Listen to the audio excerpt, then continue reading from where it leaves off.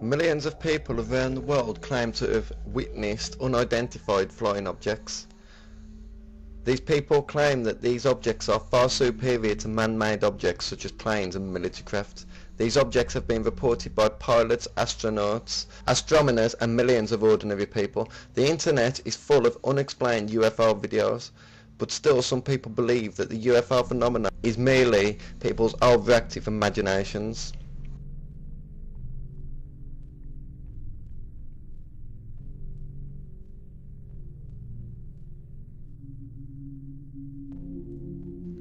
Can the UFO phenomenon really be dismissed as imagination, or rather really creatures from other worlds visiting us? Over the years, NASA have released hundreds of images taken from Mars. Most of these images portray Mars as a lifeless planet, showing no sign of life anywhere, until 1976, when Viking 1 caught what appears to be a giant face on the surface of Mars.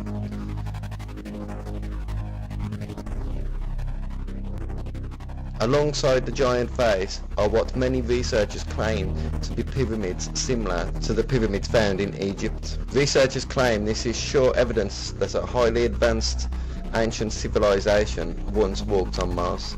Since then there have been many controversial images taken from Mars. NASA usually claim that these images are optical illusions or natural occurrences, but to many Mars remains a mystery.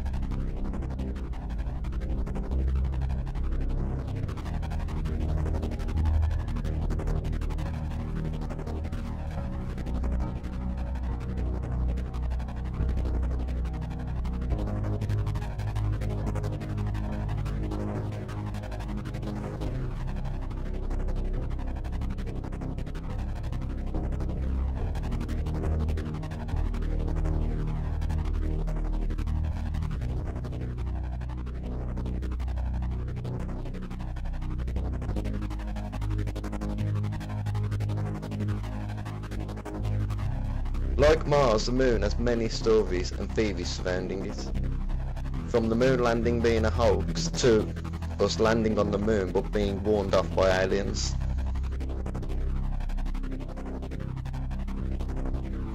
Others claim that like Mars, the Moon has ancient ruins and signs of an ancient civilization. The Moon also remains a mystery.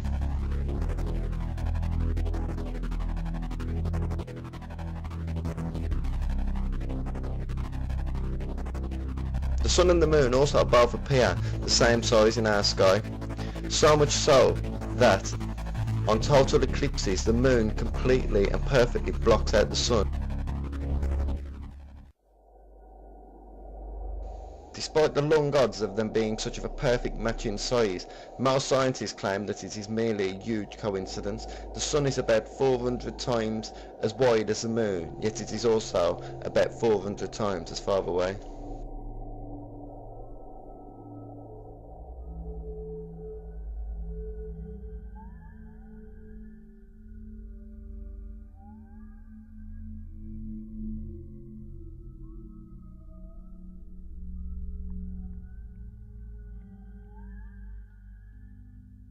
Along with UFO sightings from witnesses that are reported around the world on a daily basis, fewer in number are those that tell stories that usually consist of the subject being taken away from their homes and taken onto an alien craft where strange experiments are said to take place.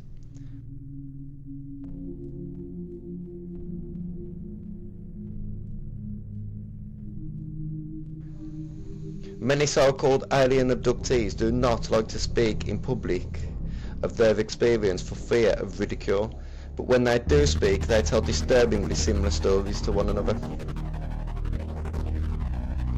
Missing time, being paralysed in bed, unusual marks, a feeling that you are being watched prior to sleeping at night, and strange flashbacks are said to be a few of many symptoms of alien abduction.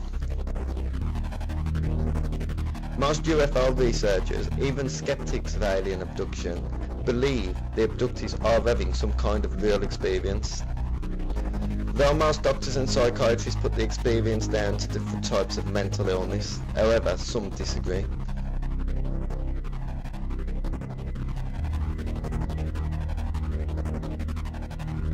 John Edward Mack was an American psychiatrist, writer and professor at Harvard Medical School. John Edward Mack initially suspected that these people were suffering from mental illness, but when no obvious pathologies were present in the persons he interviewed, his interest in alien abduction began. The BBC quoted Mack as saying, "I would never say yes, there are aliens taking people. I would say there is a powerful, compelling phenomenon here that I can't account for in any way.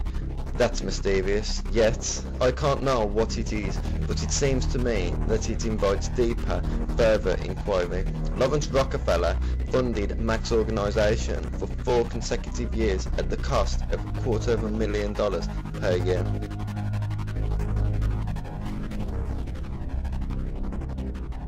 There are many organisations around the world that investigate UFO cases, and many of these organisations have been pressuring the government of the world to disclose what they know for some time now.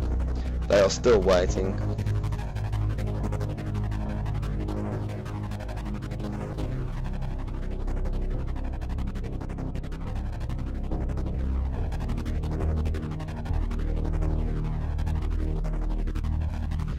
Some UFO researchers claim that planet Earth is being visited by literally hundreds of different species of alien.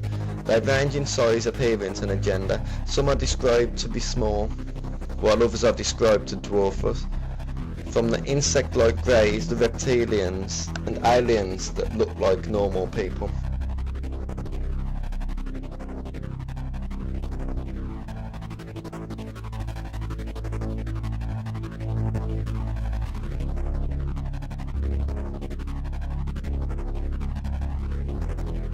SETI is a scientific search for extraterrestrial intelligence.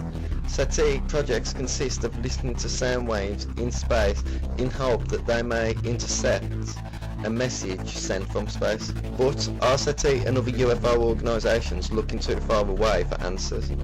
Should they start closer to home? Maybe we should look at our own history books and religious texts.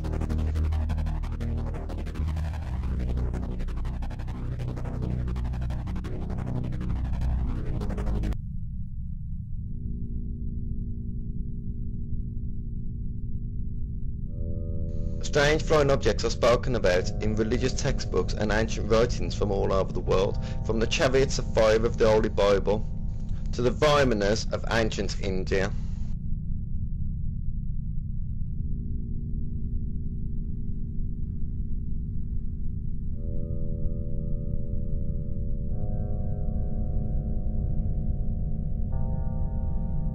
And that is not all.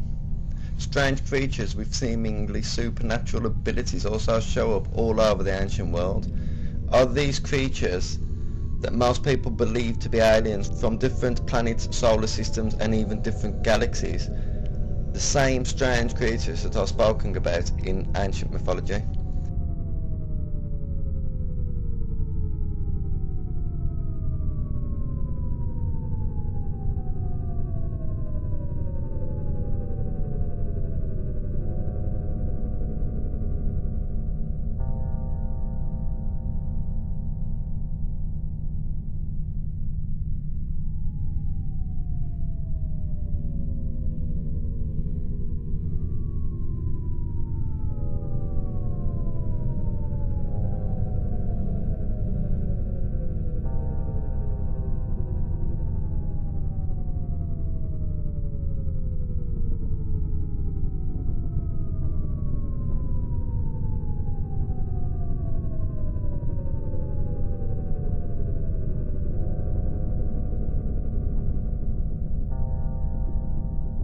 Many researchers claim that there is evidence that technologically advanced extraterrestrials have been visiting Earth for thousands of years. They claim the evidence is overwhelming. These researchers claim that ancient monuments like the Great Pyramid of Giza, along with many other ancient monuments, do show evidence of an advanced colligation, far more advanced than what we are led to believe. How technologically advanced could the ancient people have been?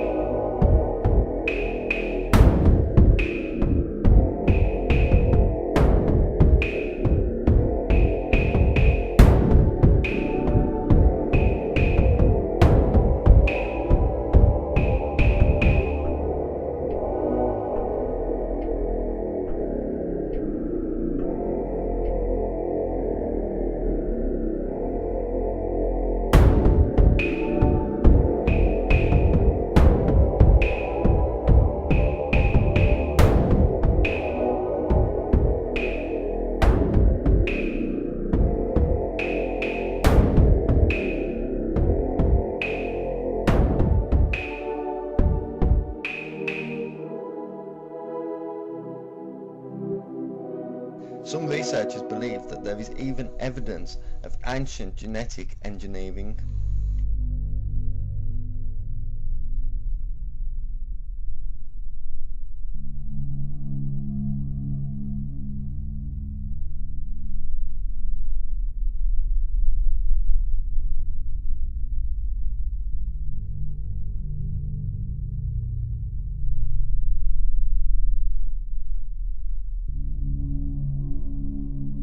Stories and art from around the world describes animals that appear to have been crossbred with other species of animals, and sometimes even humans, like the centaur, a half-human, half-horse creature, the minotaur and fauns from Greek mythology.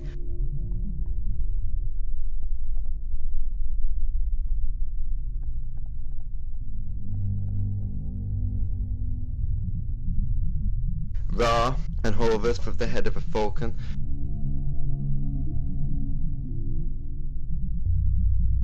These strange animals also show up in art from ancient Sumeria, ancient India and many other places.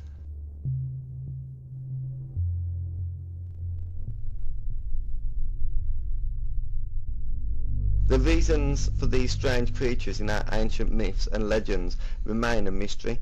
Some researchers claim that these creatures are evidence of ancient genetic experimentation.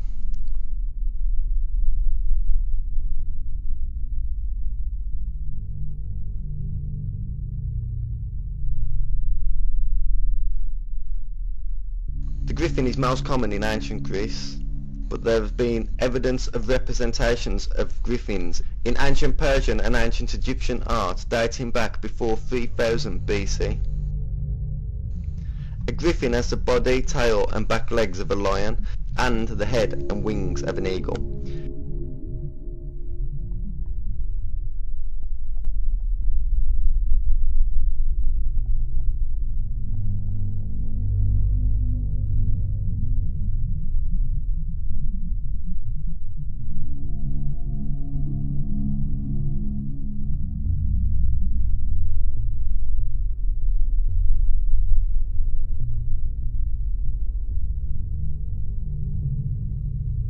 Amit was known as the devourer of the dead, or the eater of the hearts in ancient Egypt. With a body that was part lion, part hippopotamus and part crocodile, thought to be the three largest man-eating animals known to the ancient Egyptians.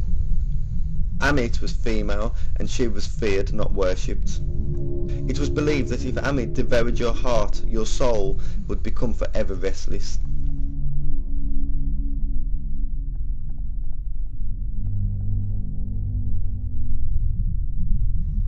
The faun is half human, half goat, and the forest god or goddess. They are spoken about in Roman mythology. Ancient Roman mythology also included a god named Faunus and a goddess named Fauna. They were described as goat people.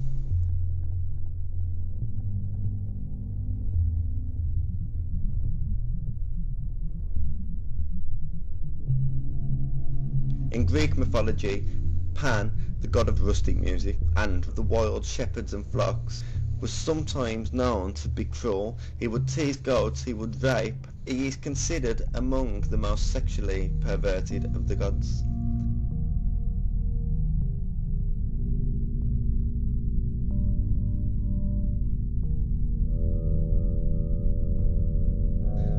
The Minotaur was a creature from Greek mythology with the head of a bull on the body of a man, or, as described by Roman poet Ovid, part man, part bull. After he ascended the throne of the island of Crete, Minos prayed to Poseidon, the sea god, to send him a snowball as a sign of support, the Cretan bull. He was to kill the bull to show honour to Poseidon, but he decided to keep the bull because of its beauty. Minos thought Poseidon would not be angered if he kept the bull and sacrificed one of his own. He was wrong, and to punish Minos, Poseidon made Pasiphae, Minos' wife, fall deeply in love with the bull.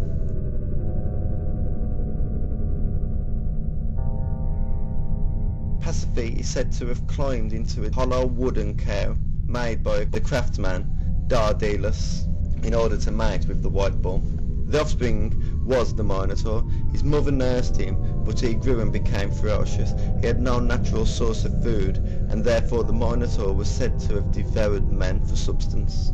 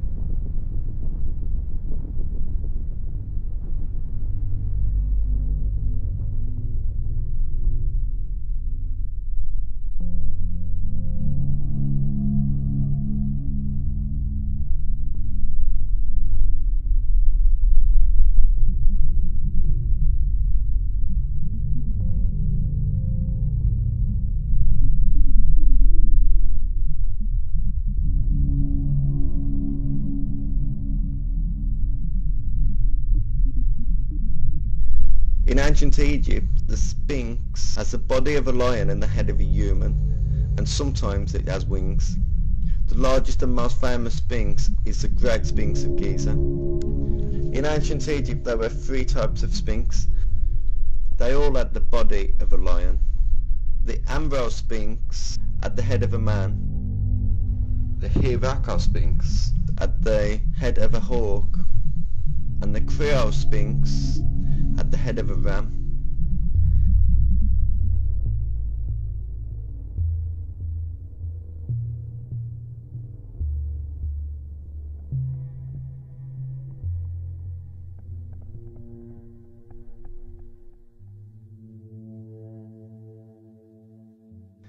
The Sphinx shows up in Masonic architecture, and Sphinx are placed at the entrance of the temple to guard and protect the mysteries and secrets of Freemasonry.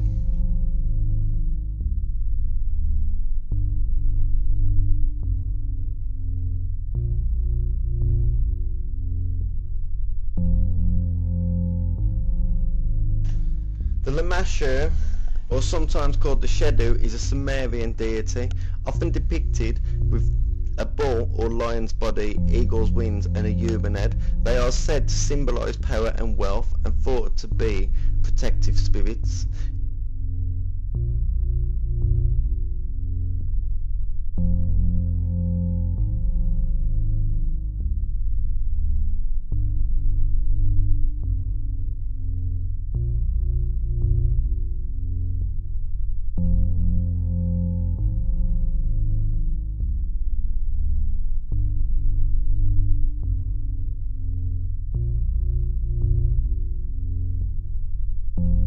Hindu mythology also speaks of strange hybrid creatures.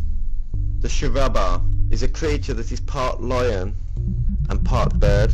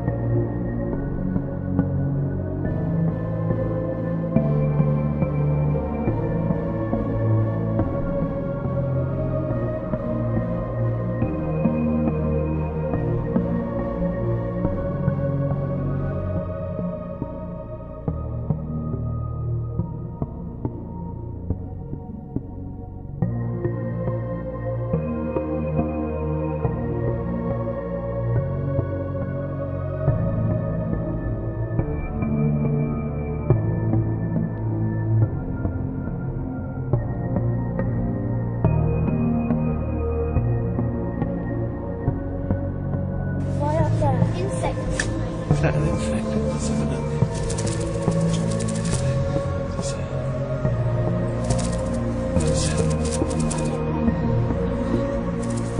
Oh my god! Ugh.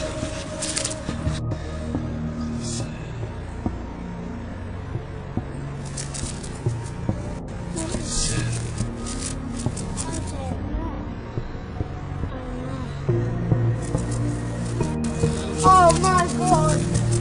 Ugh.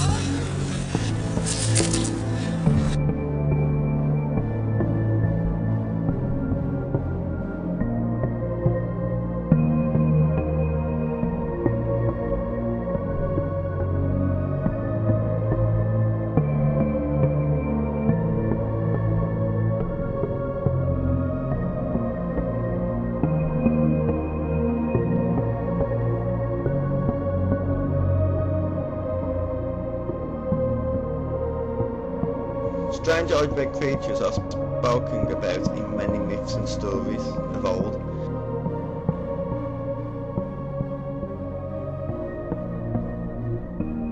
Some researchers claim clues that ancient people were aware of DNA is hidden within ancient Sumerian art.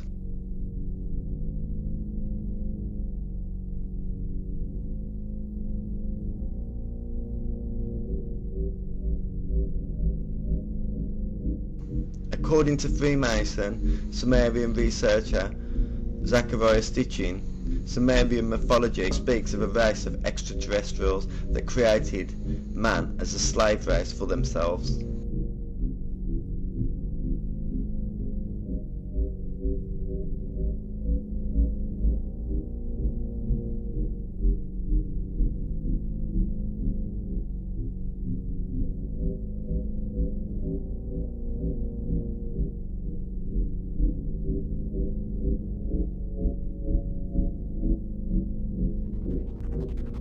But even if the ancient people did not reach the levels of scientific knowledge to genetically crossbreed animals, it seems to be an undeniable fact that ancient people were a lot more technologically advanced than mainstream science likes to give them credit for.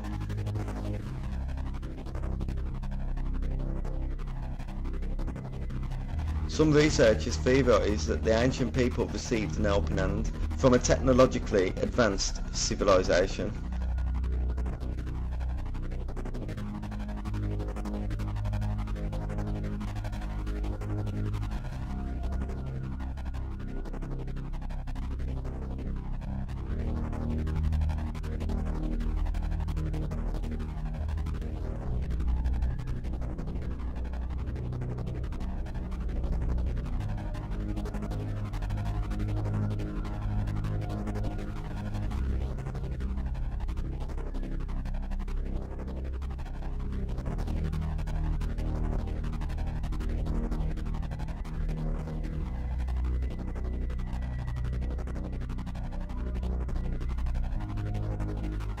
Who could this civilization possibly be?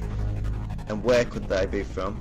It seems far-fetched that aliens would travel potentially millions of years in order to teach mankind civilization, like it seems far-fetched that aliens would travel millions of light years in order to experiment on certain individuals. Stephen Hawking warned against contact with aliens. If aliens visit us, the outcome would be much as when Columbus landed in America, which didn't turn out well for the Native Americans, he said. We only have to look at ourselves to see how intelligent life might develop into something we wouldn't want to meet. Some of the descriptions and stories of alien people that claim to be alien abductees do seem to raise concern.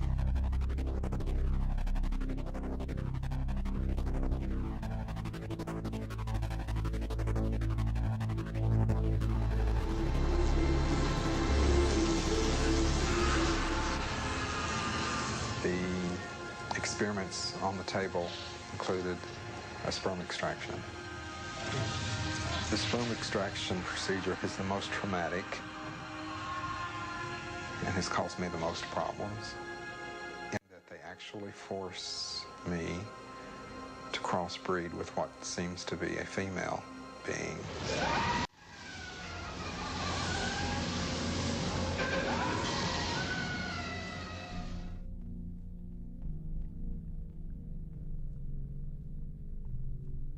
Alien abductees often tell disturbingly similar stories. Many abductees claim that the abductors seem very interested in mankind's sexual organs, and some women claim to have even been impregnated by their abductors only to have the baby taken from the mother at the early stages of pregnancy. Some so-called alien abductees paint a very dark picture. They claim that these beings have abducted them and sometimes even raped them while they lie paralysed.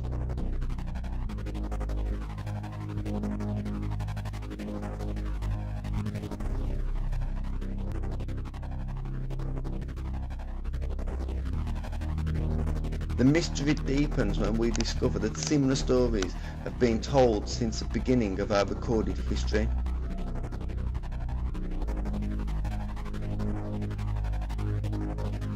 For thousands of years, people have spoken about strange supernatural beings as far back as the ancient Sumerians. In Sumerian mythology, the Utuku were a type of spirit or demon that were believed to be the ghosts of those that were not buried properly. They were considered to be vengeful towards the living and were known to possess people. The Adimu were spirits that sucked the life out of the susceptible and the sleeping, most commonly the young. They were thought to cause disease and inspire criminal behaviour in the living. The incubus is a demon in male form. They were thought to rape sleeping women. The succubus is its female counterpart that would rape sleeping men.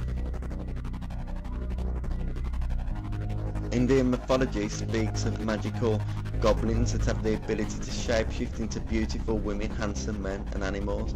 In ancient India, goblins were usually considered to be demons. Similar creatures are described by ancient Britons, French and Irish.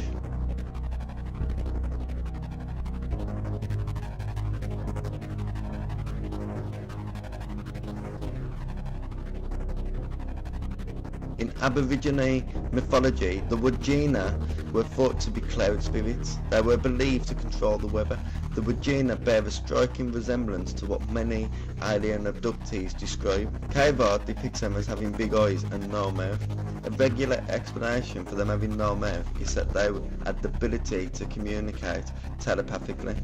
The Wajina were thought to control people's actions through their dreams.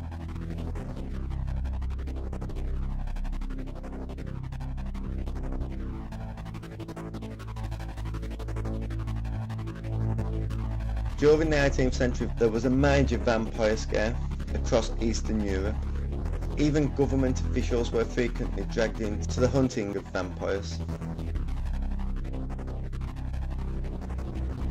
Despite man-eating creatures that were very similar to vampires being described in Britain and all around the world for thousands of years, the word vampire only came into the English language in 1734, according to the Oxford Dictionary. Like goblins and many other creatures from ancient mythology, the vampire had the ability to shapeshift, and like modern day alien abduction stories, the victim was left paralysed and unable to fight off the vampire. Vampires were considered to be evil spirits. They were thought to have the ability to possess the body of the living as well as the dead, causing the ancient people to believe tales of vampire demons and evil spirits.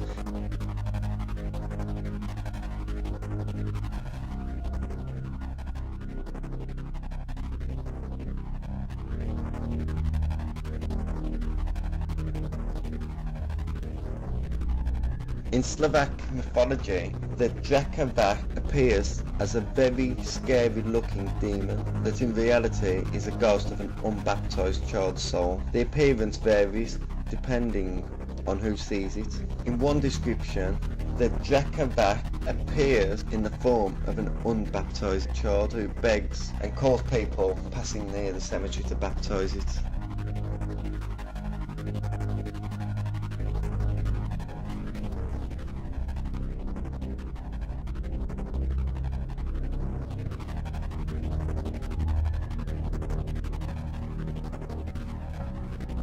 In later Slovak traditions, it was connected with Christmas, specifically the 12 days of Christmas. The Jackaback appears in its child's form. It usually announces someone's death. In Zen Buddhism, the Jikanenki are thought to be some of the ugliest demons imaginable. They represent greed and selfishness. Their favourite hobby appears to be the nightly consumption of human corpses. They are said to possess the ability to look like humans when they want to deceive and corrupt. When in ordinary form, they are thought to be ghastly and horrifying to look at.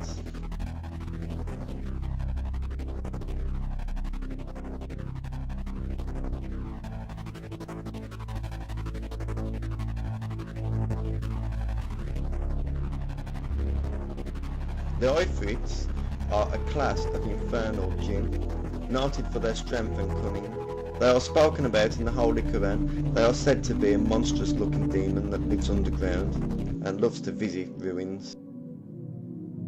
The jinn are mythological creatures mentioned in the Quran. They are said to have the ability to shapeshift and possess people, and they are thought to live in a world that is not visible to humans.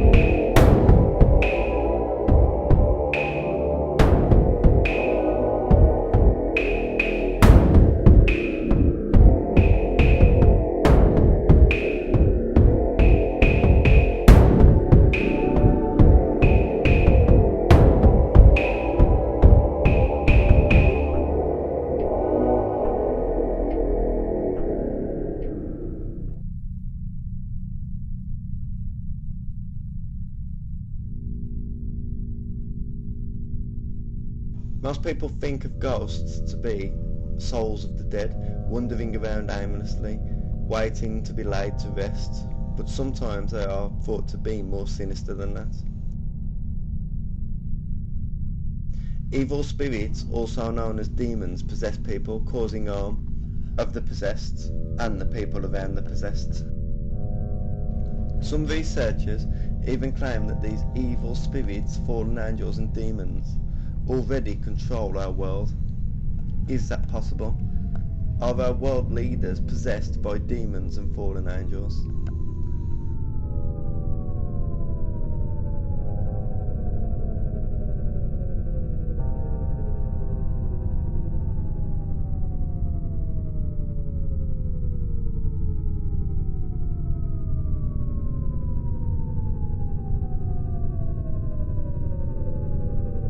The skeptics claim that this is the 21st century and mankind have moved on from evil spirits, ghosts and superstition. We now use logic and science. The trouble is, science is changing fast, and new scientific theories like string theory and M theory talk of an infinite amount of invisible worlds in our own space and time. We cannot see them because we are not tuned into their vibrational frequency, but they are all around us. Some of these worlds would be almost the same as our world with only minute differences.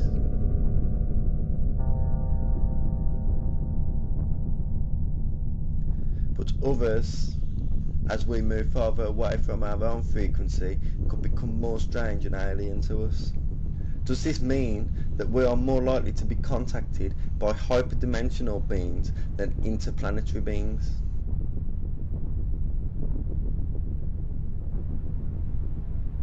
Physicists believe, for example, that there is really a multiverse that exists even inside our living room. We are waves, vibrating waves given by the Schrödinger wave function, and these waves vibrate and then split apart with time. Steve Weinberg, winner of the Nobel Prize, compares it to the following. Think of radio. If you're inside your living room listening to BBC radio, that radio is tuned to one frequency. But in your living room, there are all frequencies. Radio Cuba, Radio Moscow, the top 40 rock stations. All these radio frequencies are vibrating inside your living room, but your radio is only tuned to one frequency. Now, in other words, when two universes are in phase, they are coherent, and you can move back and forth. But as time starts to evolve, these two universes decouple. They start to vibrate at different frequencies. They can no longer interfere with these other universes. We have decoupled from them. We have decohered from them.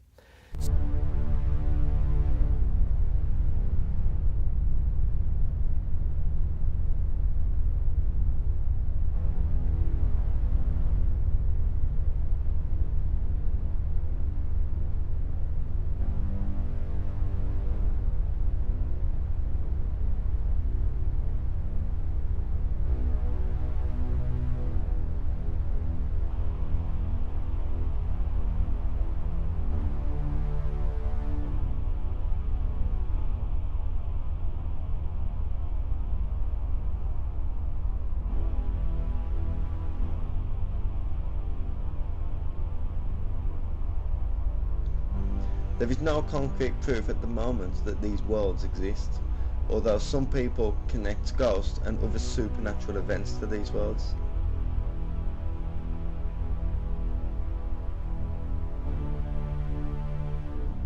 More scientific evidence is that there are four fundamental forces in the universe: gravity, electromagnetism, and the weak and the strong nuclear forces.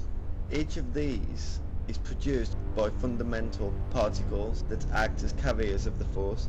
The most familiar of these is the photon, a particle of light, which is the mediator of electromagnetic forces. This means that, for instance, a magnet attracts to an hail because both objects exchange photons.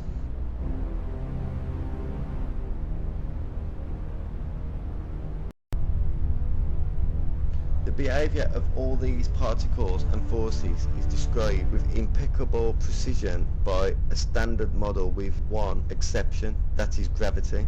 For technical reasons, the gravitational force has proven impossible to explain microscopically.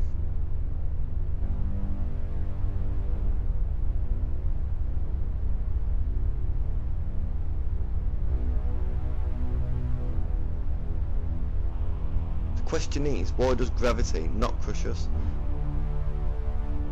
Some physicists now believe that string theory could have the answer. In the last few decades, string theory has emerged as the most promising candidate for the microscopic theory of gravity. The simplest way to describe this is that gravity is diluted by infinite different worlds in our own space and time.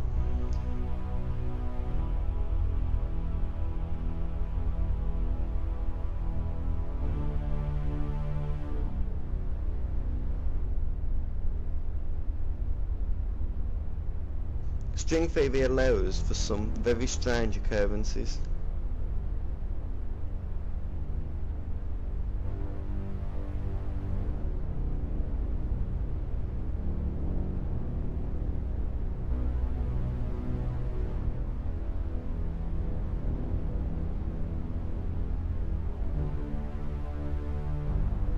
With new scientific theories like string theory allowing for infinite worlds in our own space and time, some physicists believe that dinosaurs would still exist. What's more is these dinosaurs could be in your living room.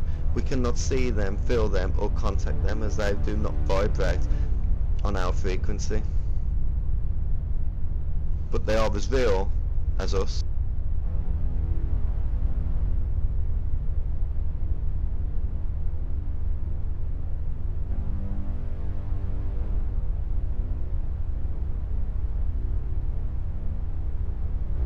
A world in which dinosaurs were not destroyed may lead to dinosaurs evolving into something very different to the dinosaurs that we think we know. In this world, dinosaurs would have had a 65 million year head start on evolution.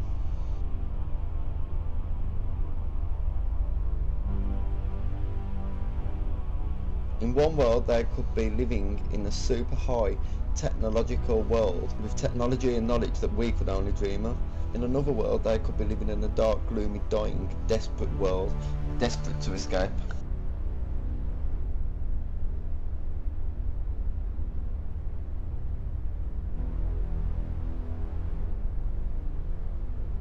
String theory could also mean that right now you are living an infinite amount of lives in the same space and time that we are living this life.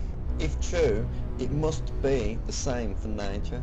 This would mean that nature would have taken a slightly or very different path and would have created some very different life to the life we have become used to on Earth.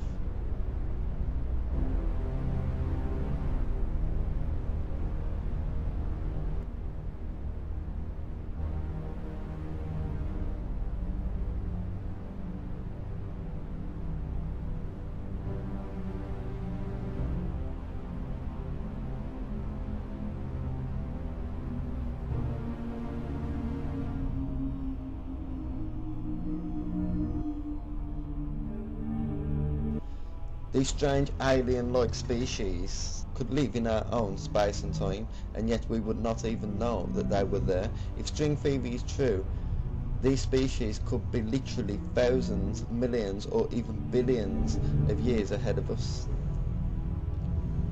A species this advanced may even have developed the technology to travel through these worlds and into our world. But even if these worlds that string theory talks of do exist, what proof do we have to suggest that beings from different dimensions have been and are manipulating our world?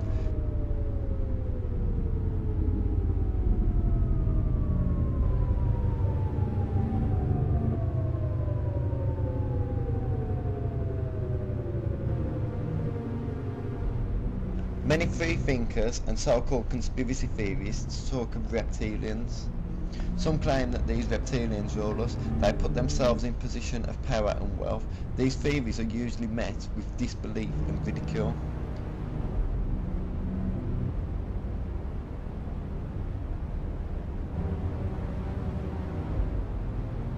Like our other organs, the brain has evolved, increasing over millions of years in complexity and information content. Its structure reflects all the stages through which it has passed. The brain has evolved from the inside out. Deep inside is the oldest part, the so-called brain stem. It conducts many of the basic biological functions, including the rhythms of life, like heartbeat and respiration. The higher functions of the brain have evolved in 3 successive stages, according to a provocative insight by the American biologist Paul MacLean. You see, capping the brain stem is the so-called R complex, R for reptile. It's the seat of aggression, ritual, territoriality, and social hierarchies. It evolved some hundreds of millions of years ago in our reptilian ancestors. So deep inside our brain is something rather like the brain of a crocodile. The information content of the human brain, expressed in bits, is probably comparable to the number of connections between the neurons in the cortex, about 100 trillion bits, 10 to the 14th connections. If written out in English, it would fill some 20 million volumes, as many as in the world's largest libraries. The equivalent of 20 million volumes worth of information is inside the heads of every one of us. The brain is a very big place in a very small space. Most of the books in the brain are up here in the cerebral cortex.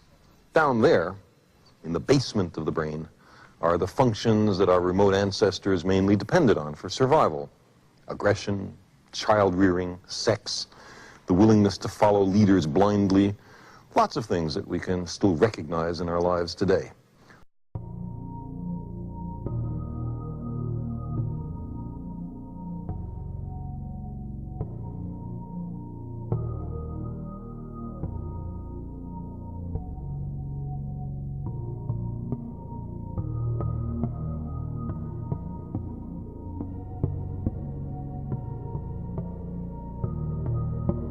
Reptilian humanoids feature heavily in ancient myths from around the world.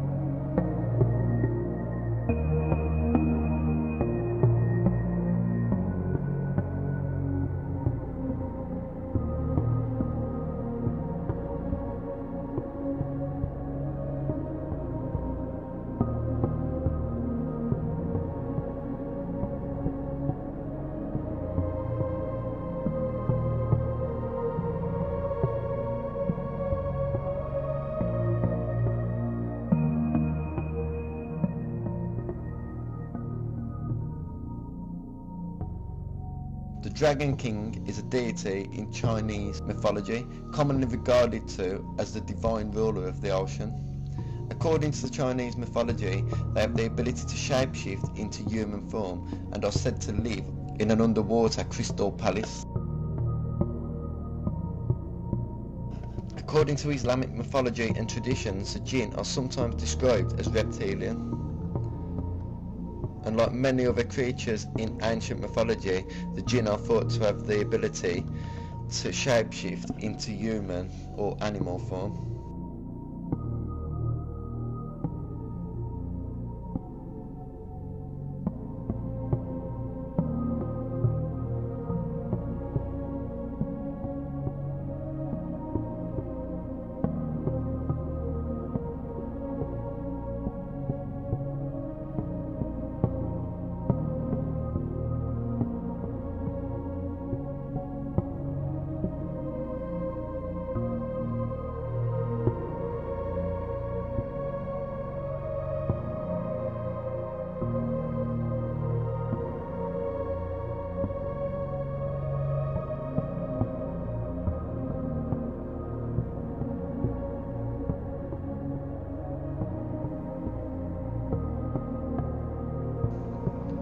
In the Old Testament, the book of Genesis refers to the serpent that was partly responsible for the fall of man after tempting Adam and Eve.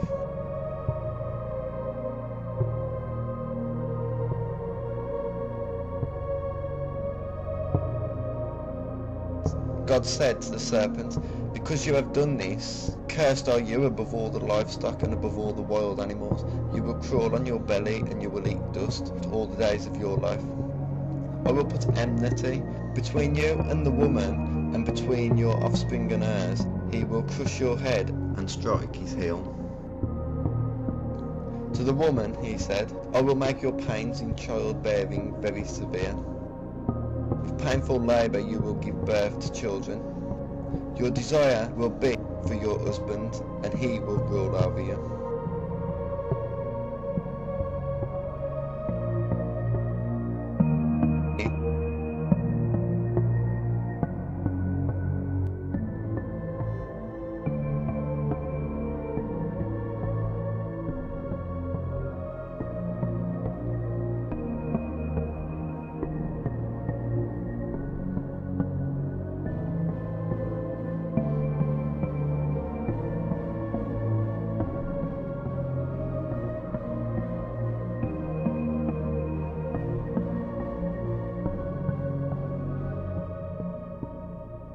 In Buddhist scripture, Mara is a demon that tempted Gautama Buddha. According to the Samyutta Nikaya, Mara is said to have used his 3 daughters, who were identified as Tana, meaning craving, Avati, meaning boredom, and Raga, meaning passion, as a way to tempt Buddha.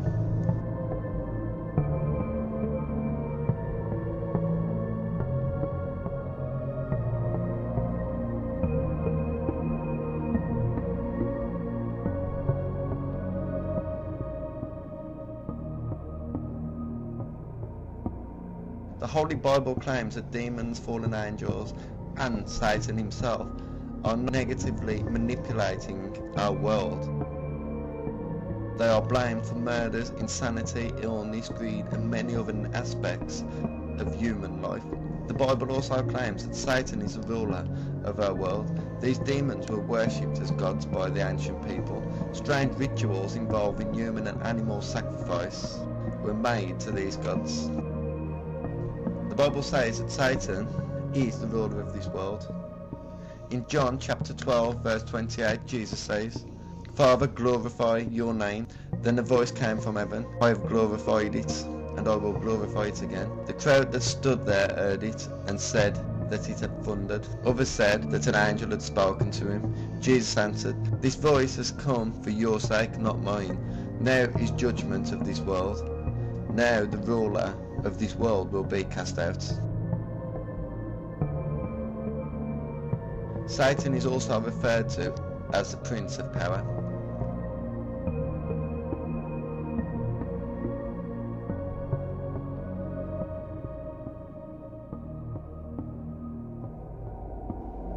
Maybe alien abduction, the ancient alien theory, and UFO sightings are all proof that beings from different dimensions, not different planets, have been and are still manipulating our world. Ancient mythology talks of many strange gods and unearthly creatures. For thousands of years, people all over the world have performed strange and sometimes vicious rituals in order to contact and please these spirits. Animal and human sacrifice would be offered to these spirits in order to invoke them and for assistance from the spirit world. In some cases, people would even sacrifice their own children.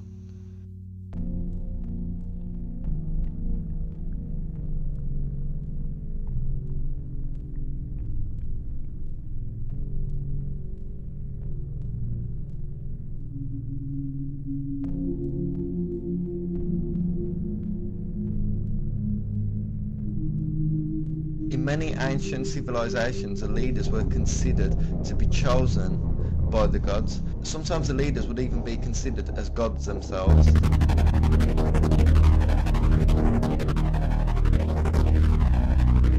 The ancient Egyptian pharaohs were believed to be the incarnations of the god Horus. Many Roman emperors were declared gods by the Roman Senate, though this usually happened after their death.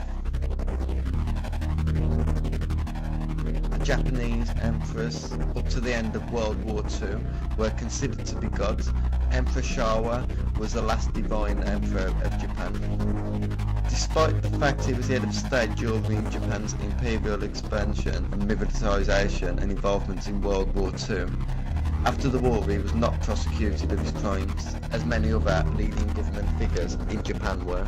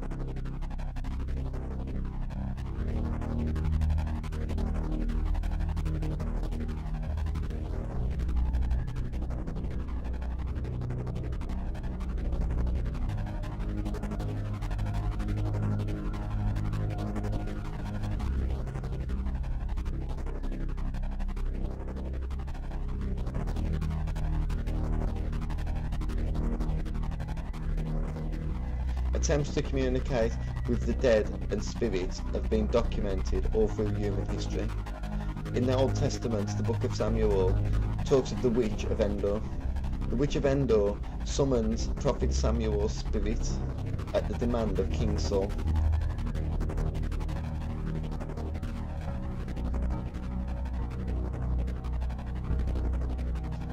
Some sections of the occult believe that fallen angels reincarnate into the bodies of human beings. They believe that using rituals similar to the rituals used throughout mankind's history, people can invite these spirits to take over the bodies and minds of the subjects.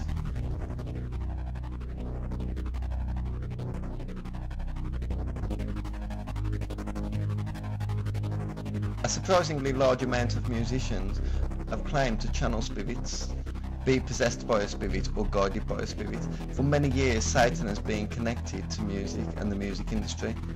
For many years, musicians have been connected to Freemasonry and Satanism. Illuminati, Masonic, pagan and even satanic symbolism regularly show up in modern day music videos. When did this start?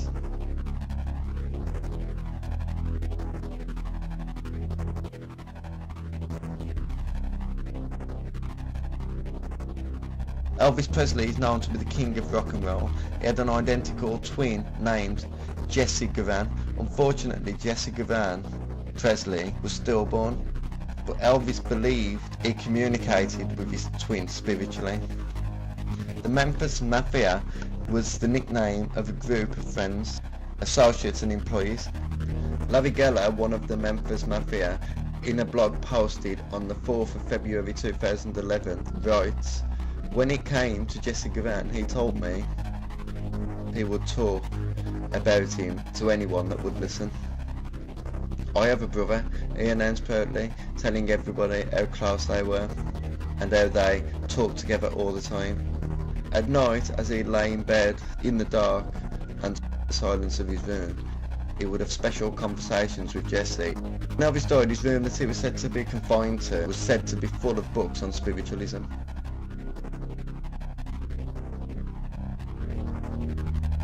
Jimi Hendrix's girlfriend, Fane Pridgeon, stated he always used to talk about some devil or something was in him. He didn't know what made him act the way he acted and what made him say the things he said, and the songs and different things like that just came out of him. It seems to me like he was tormented and just torn apart, and like he was really obsessed with something really evil. The king of the Delta blues, Robert Johnson, was said to have sold his soul for the extraordinary guitar playing abilities. The internet has thousands of videos and articles exposing Satanism and occult symbolism in modern day music videos, from backmasking to strange symbolism. Satanism and the devil have been closely connected to music. They Sold Their Souls for Rock and Roll is a 10-hour documentary exposing Satanism and occultism in the music industry. Like today, many musicians of old also talk of the devil. The story behind the music, Giuseppe Tartini's The Devil's Trill, started with a dream. Tartini allegedly told French astronomer Jérôme Lalande that he dreamt that the devil appeared to him and the devil asked to be his servant. At the end of their lessons, Tartini claimed he handed the devil his violin to test his skill. The devil immediately began to play with such virtuosity that Tartini felt his breath taken away. When the composer awoke, he immediately jotted down the devil's trill, desperately trying to recapture what he had heard in his dream. Despite the sonata being a success to audiences, Tartini claimed that the piece was still far from what he had heard in his dream. In his own words, so inferior to what he had heard that if I could have subsisted with other means, I would have broken my violin and abandoned music forever.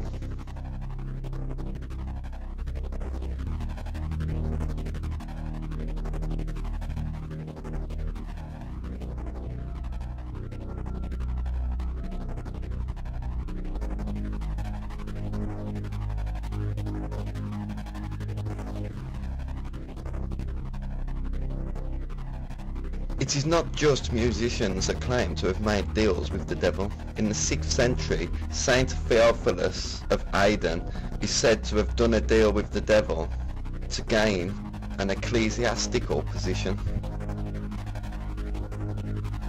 Pope Sylvester II was one of the most educated men of his time. He was well versed in mathematics, astronomy and mechanics, and he is also credited with introducing Arabic numerals to Western civilization. He also wrote books on mathematics, natural science, music and philosophy. Pope Sylvester II was the first French pope.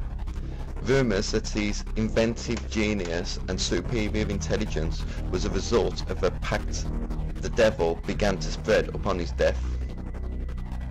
It is said he built a brazen head, and this brazen head was said to answer his questions with the answers yes or no. He was also reputed to have a pact with a female demon called Meridiana, who had appeared to him after he had been rejected by his earthly love.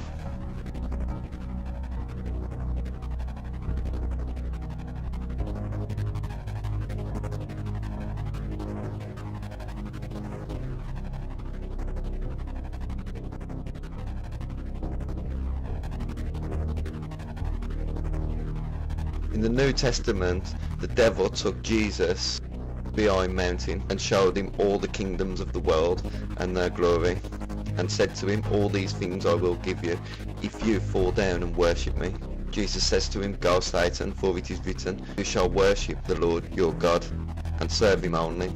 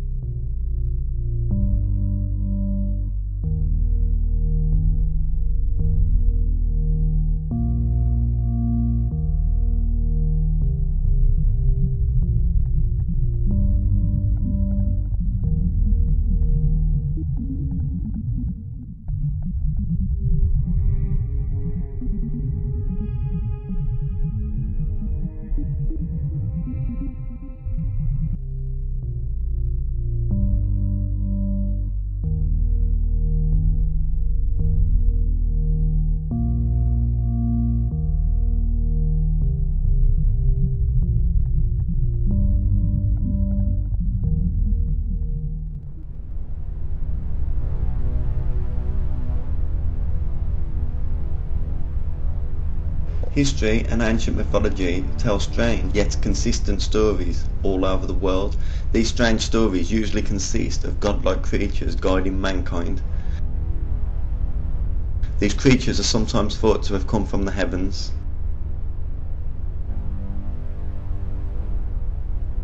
and sometimes they are thought to have come from the underworld. The Hollow Earth theory is a theory put forth by Edmund Halley in 1692. He believed that Earth had a hollow shell that was about 500 miles thick.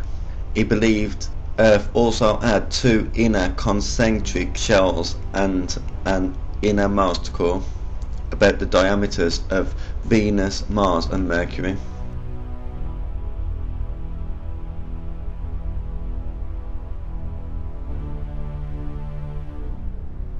He believed that atmospheres separated these shells, and each shell has its own magnetic pole. Halley proposed this in order to explain abnormal compass readings.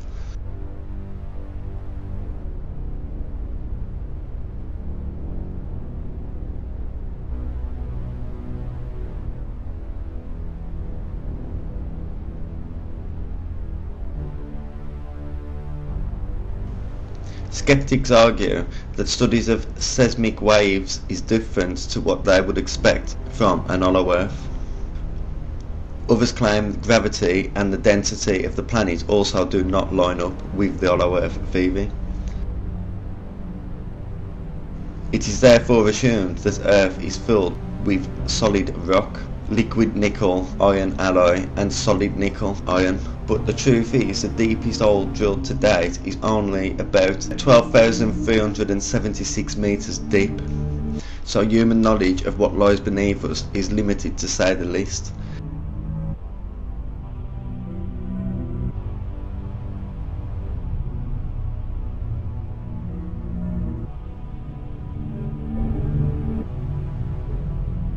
Many parts of the ancient world believed that Earth was hollow and occupied by strange creatures and gods. The Nagas of ancient India were believed to have emerged in ancient times from a subterranean land inside the Earth.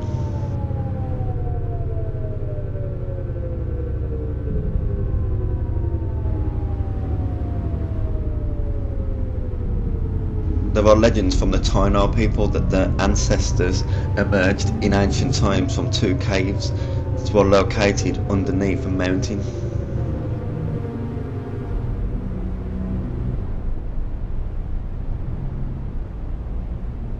In ancient Greek mythology, Hades is the god of the underworld.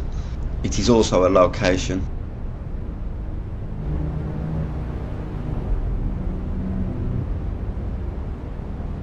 Zeus managed to force his father to disgorge his siblings after Cronus had eaten them in fear of being killed by one of them, as prophesied.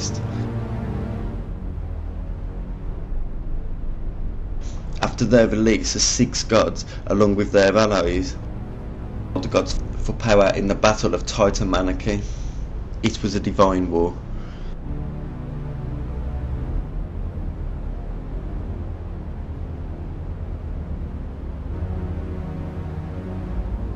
After a 10-year war, the younger gods were victorious.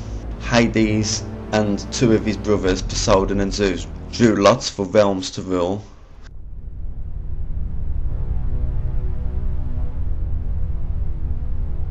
Zeus got the sky, Poseidon got the seas, and Hades received the underworld, an unseen realm in which the souls of the dead go upon leaving the living world.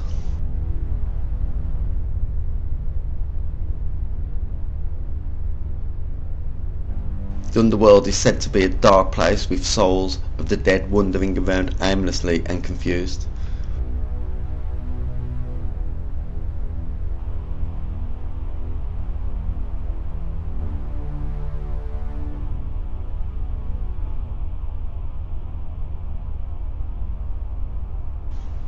Hades was also described as being either at the outer bounds of the ocean or beneath the depths or the ends of the earth. It was the dark counterpart of the brightness of Mount Olympus. It was the kingdom of the dead.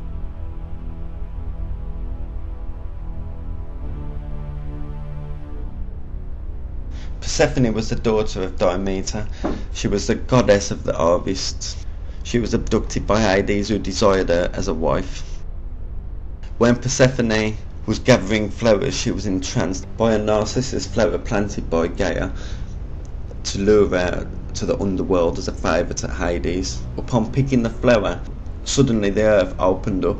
Hades appeared in a golden chariot and carried Persephone into the underworld.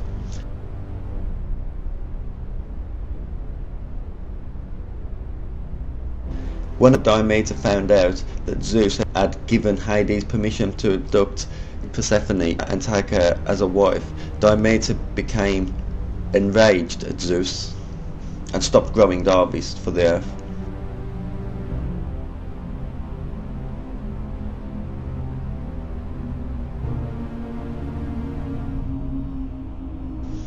Zeus sent Hermes to the underworld to take Persephone back to her mother. However, she had already eaten 6 pomegranate seeds, and therefore she was forever tied to the underworld, as a pomegranate seed was sacred to the underworld.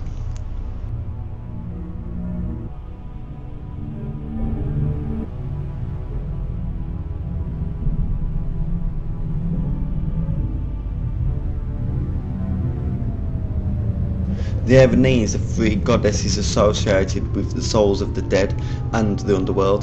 They focus on avenged crimes against the natural order of the world. They consist of Electro, Medea and Tisiphone. They were particularly concerned with crimes done by children against their parents, such as murder or unfilial conduct. These goddesses are said to be feared by the living. The Evenese were dreaded by the living because they embodied the vengeance of a person that was wronged against his wrongdoer.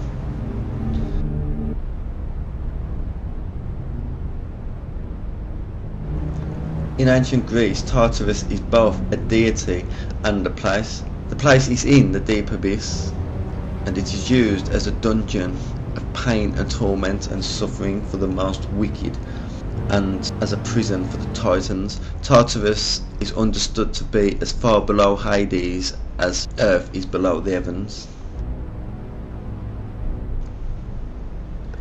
The Book of Enoch states that God placed Archangel Uriel in charge of the world and of Tartarus. Tartarus is generally understood to be the place where the 200 fallen angels, or the Watchers, are imprisoned.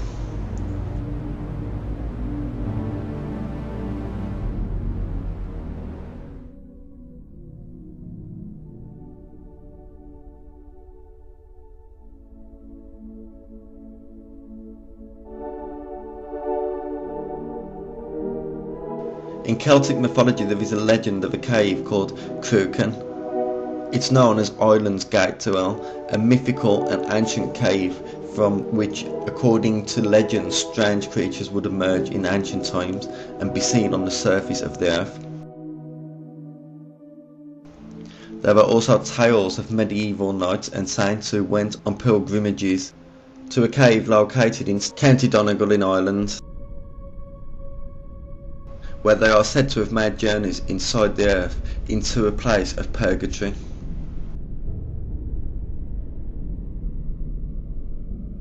Tahafa de Denan translates to the tribe of the gods. They are a race of supernaturally gifted people in Irish mythology. They are thought to represent the main deities of pre-Christian Gaelic Ireland. They are generally depicted as kings, queens and heroes of the distant past. They are thought to have possessed supernatural powers. Some writers have acknowledged that they were once worshipped as gods. They are sometimes considered to be the group of people that are believed to have introduced Druidism to Ireland before going back into the underworld.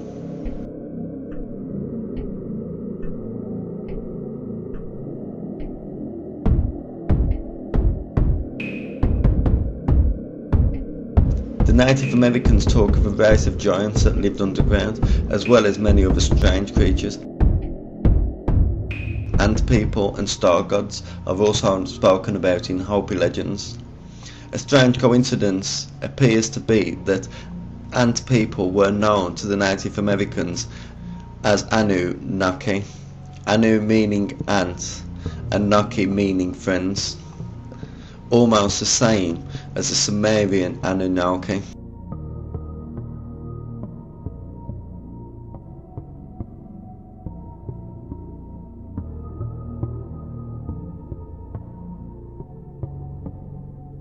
My mythology has many gods. A can is the god of alcoholic beverages.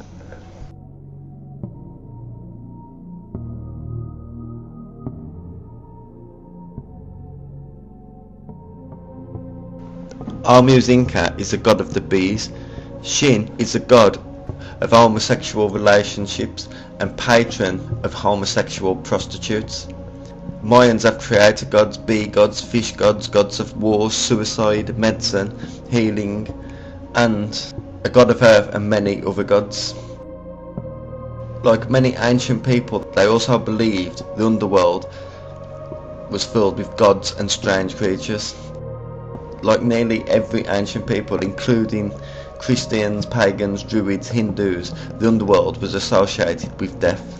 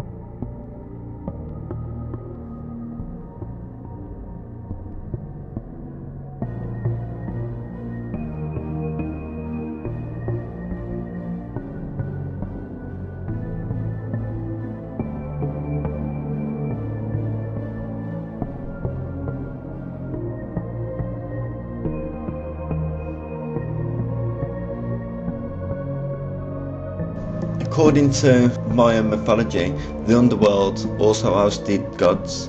These gods were known as death gods.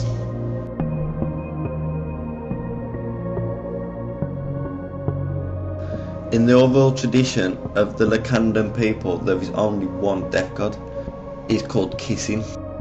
This god inhabits an underworld that is also the world of the dead.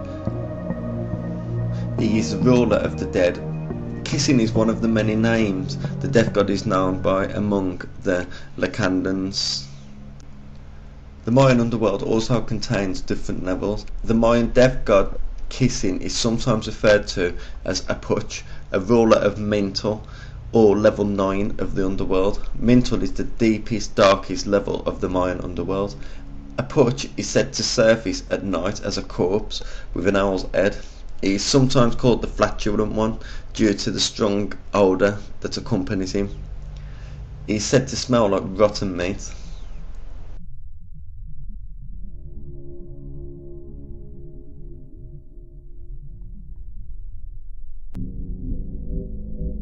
There are over 250 different Mayan gods, but much of the information on the gods was destroyed by Bishop Diego de Landa in 1562.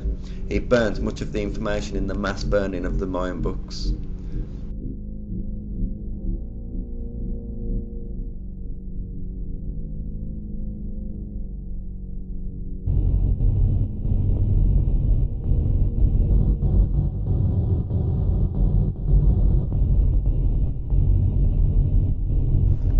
In Mayan mythology, Unapu was the son of Unhunapu and Blood Moon, and a twin of Exbalank. The twins were Mayan heroes. The story of Unapu and his brother are told in the Popol Vuh.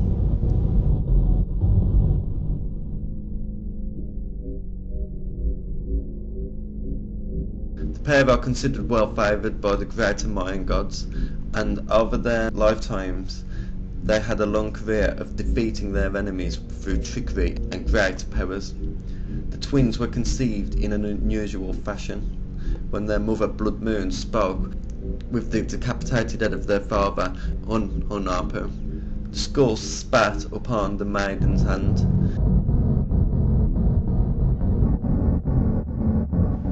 This was an act that caused the twins to be conceived in her womb. Blood Moon sought out Unapu's mother, who begrudgingly took her in after bringing up a number of trials for Blood Moon to prove her identity.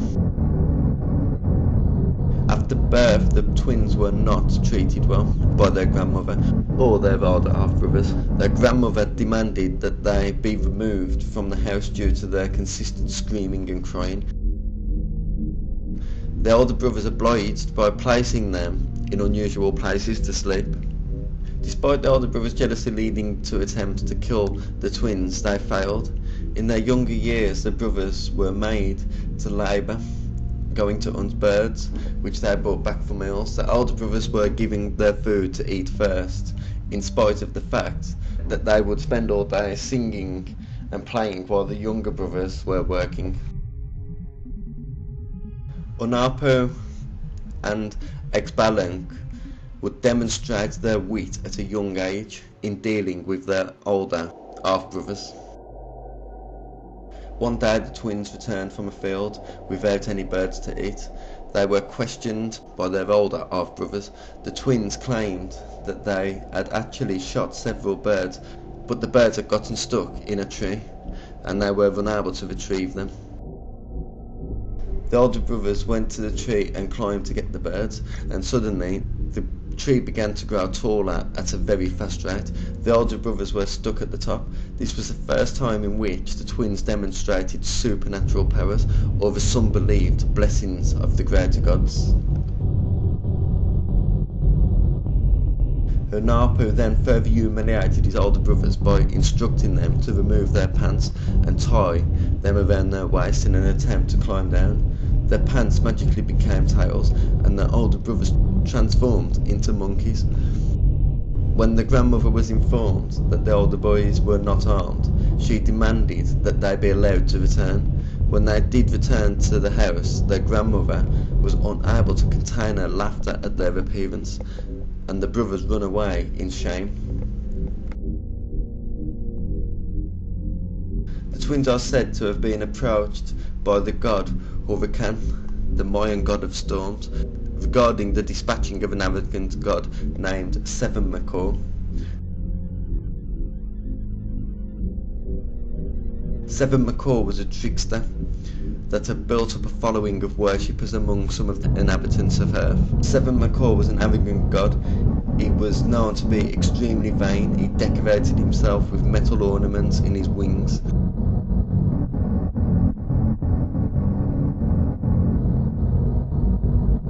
He had false teeth made of gemstones, and he also made claims to be either the sun or the moon. In a first attempt to dispatch the god, the twins attempted to sneak up on him when he was eating a meal in a tree. They shot at his jaw with a blowgun. Seven McCall was not from the tree, but only wounded, and as Umparnu attempted to escape, his arm was ripped off by the god. The blowgun had knocked out the gemstone teeth of Seven McCall. The twins invoked a pair of gods disguised as their grandparents. The twins instructed the gods to approach Seven McCall and negotiate for the return of Umparnu's arm. In doing so, the gods disguised as grandparents indicated that they were from a poor family. They said that they make a living as doctors and dentists and care for their orphaned grandchildren. Upon leaving their dentist, Seven McCall requested that they fix his teeth, knocked loose by the blowgun. In doing so, the grandparents replaced his jaw teeth with white corn and plucked the ornaments he had, leaving the god destitute of his former greatest. Having fallen, Seven McCall died.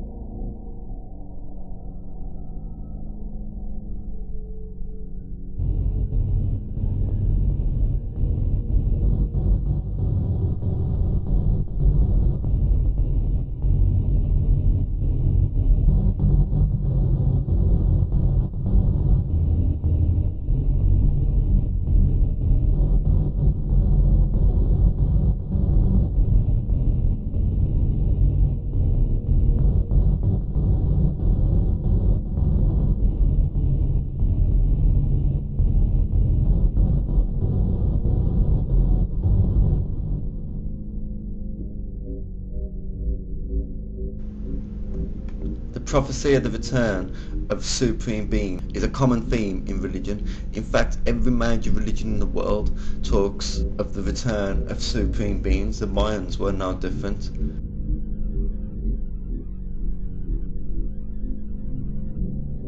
Quetzalcoatl, known to the Mayans as the feathered serpent, is prophesied to return, and he is associated with darkness and death. The Maya practiced human and animal sacrifice on weddings and birthdays, when turkeys, jaguars, dogs, quails, snakes, hummingbirds, and sometimes even butterflies were sacrificed to invoke and satisfy the gods.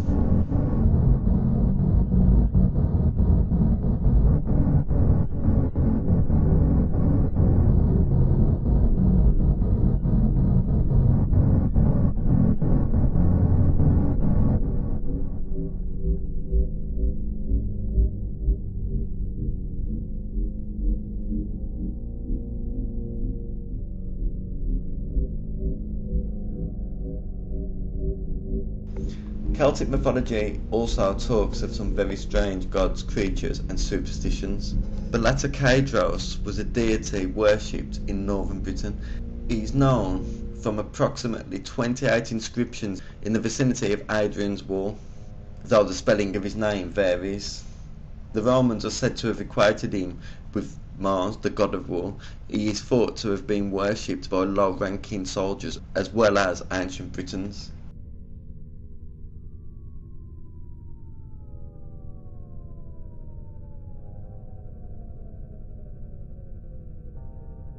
Ancient Britons are also believed to have practiced human sacrifice. Julius Caesar is said to have been appalled by the custom of human sacrifice among the Celts. Human sacrifice had ended in Rome a century earlier. However, gladiatorial games and feeding people to lions was still regular sport, and many thousands of conquered Celts in Gaul were victims of Roman atrocities like torture, cutting off their hands and feet, and being left to die slowly.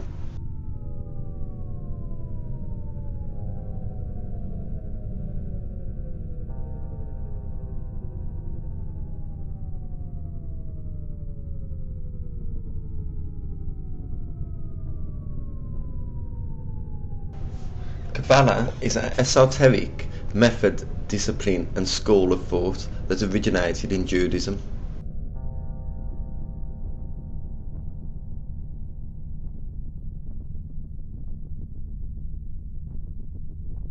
According to traditional belief, early Kabbalah was open knowledge and practiced by over 1 million people in ancient Israel, dating back over 10,000 BC. Kabbalah is ancient wisdom that is believed by some to reveal how the universe works. The Kabbalah means to receive. It is a study of how to receive fulfillment in life.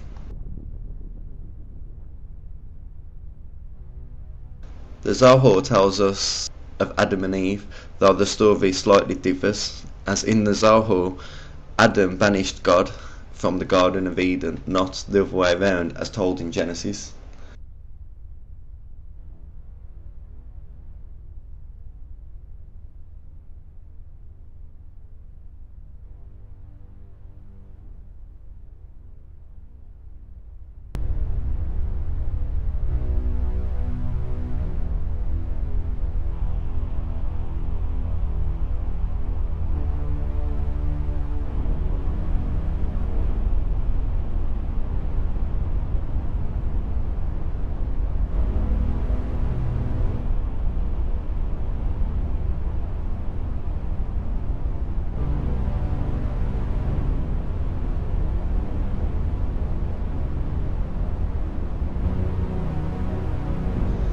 The Zohar is believed to date back to Shimon bar Yochai. He was a rabbi of the 2nd century during the Roman persecution. According to Jewish writer Moses de Leon, who published the Zohar in Spain in the 13th century.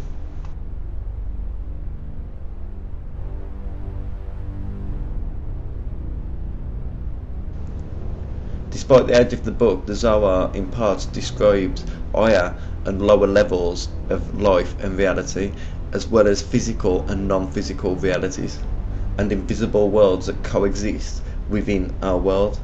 The Zohar talks of 26 different dimensions.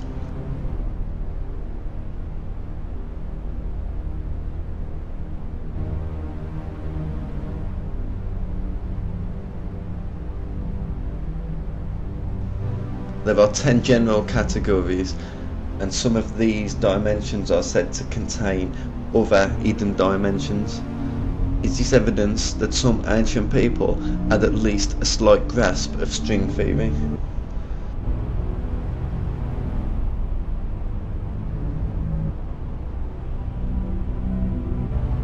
Kabbalah is controversial and sometimes compared to paganism and the occult due to many similarities. But some claim that reading the Zohar is not that different to reading modern day physics theories.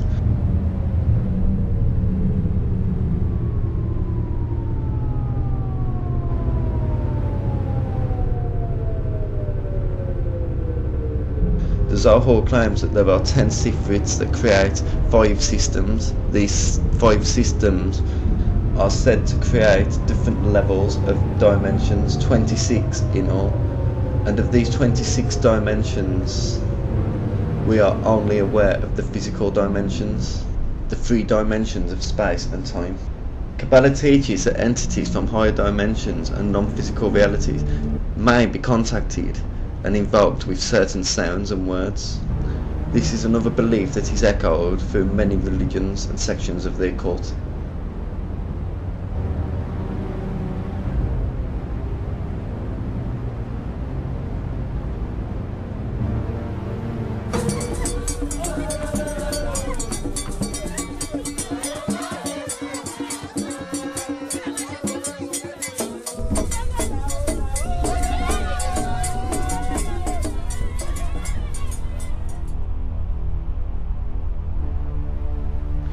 African and West Indies voodoo, repetitive musical beats are sometimes played while attempting to invoke spirits. Spiritual dances are performed. During these dances, ancient spirits are believed to take over the bodies of certain dancers.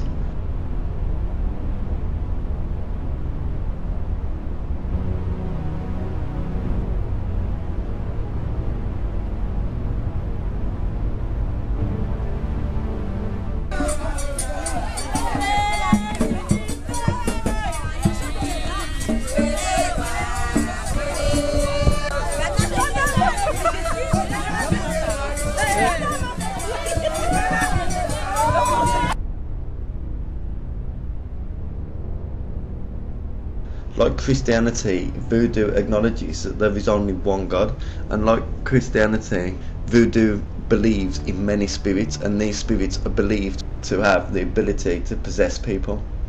In Christianity, it is known as demonic possession. In voodoo, however, they see it as spiritual possession.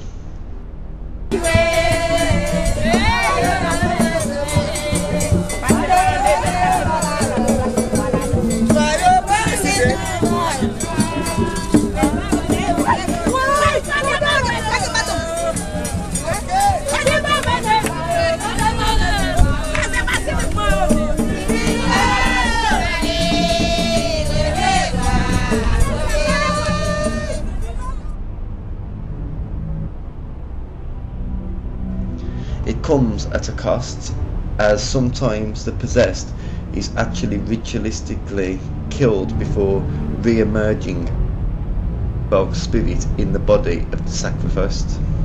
They believe that in allowing spirits to possess the bodies of certain chosen people, they can gain knowledge from these spirits.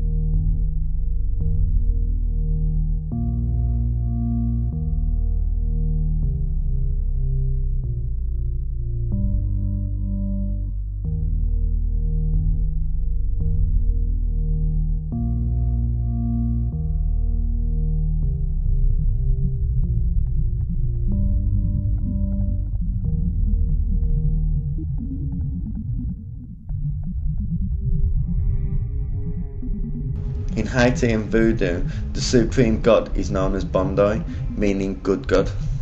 Bondi, or the supreme god, is considered unreachable. Because of this, voodooists concentrate on reaching lesser spirits.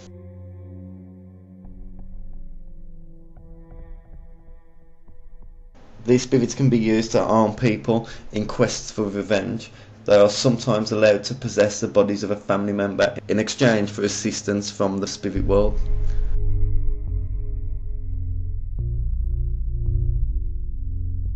The word voodoo translates to servant of the spirits. The spirits that are contacted in voodoo are called Loya. The most notable Loya include Papa Legba. He is a guardian of the crossroads.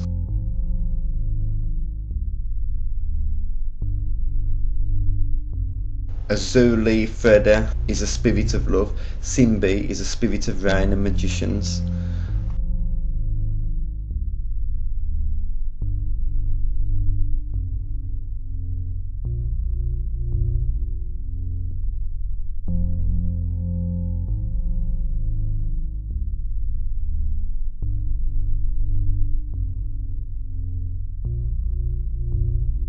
cousin Zaka is a spirit of agriculture.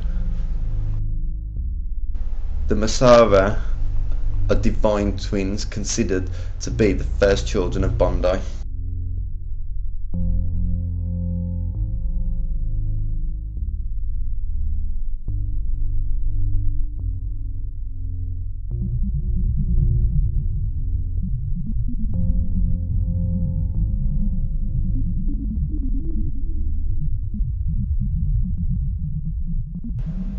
Each of the Loya is associated with a particular Roman Catholic saint.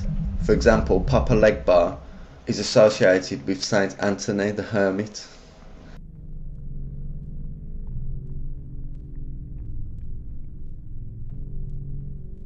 Damballa is associated with Saint Patrick.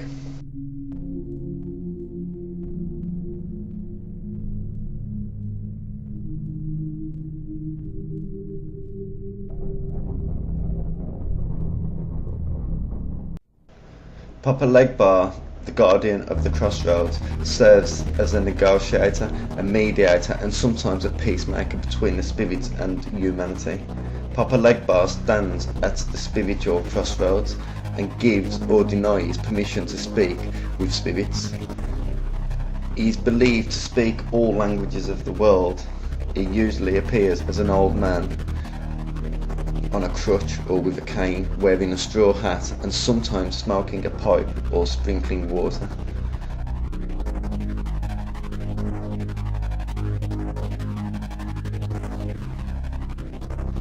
The dog is sacred to him, and Papa Legbar is synchronized with Saint Peter, Saint Levazus and Saint Anthony. He is always the first and last spirit invoked at any ceremony because his permission is needed before any communication between the mortals and the Loya can take place. Papa Legbar opens or closes the doorway. In the 1986 film Crossroads, blues musician Robert Johnson and Willie Brown sold their soul to Mr. Legbar at a Mississippi crossroads, as sung about in Robert Johnson's 1936 song The Crossroad Blues.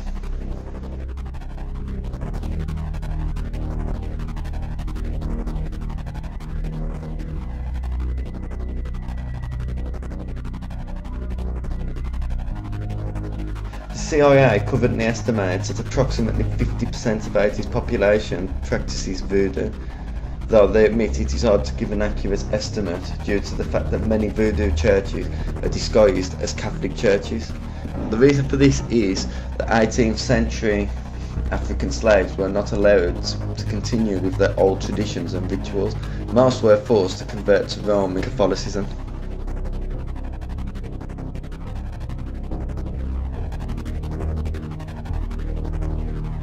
Because of this, Haitians disguised certain voodoo churches to look like Catholic churches in order to avoid persecution from the Roman Catholic Church.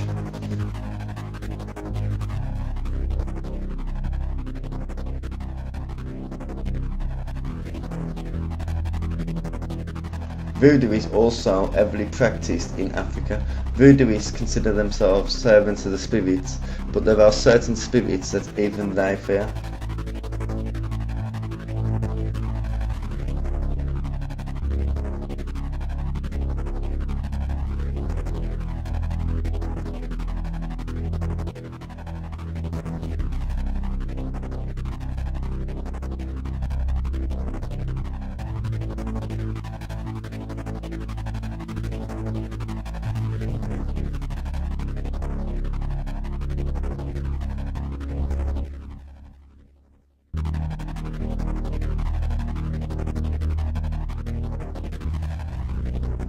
The Adze is a vampire-like being.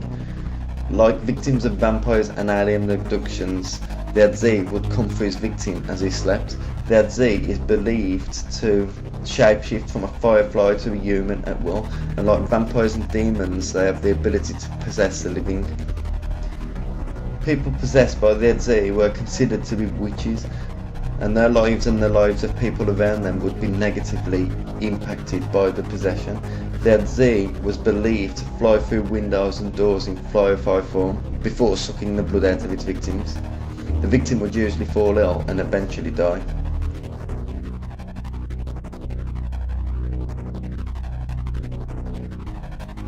The Alauco is a dwarf-like creature that lives in the rainforests. They are believed to be spirits of the ancestors of the people that lived there. Legend has it that they haunt the forest because they have some grudge left to settle with the living. They are thought to be quite vicious. They live in the densest, darkest part of the rainforest, and they are known for ferociously guarding their treasures, the game and the rare fruits of the rainforest.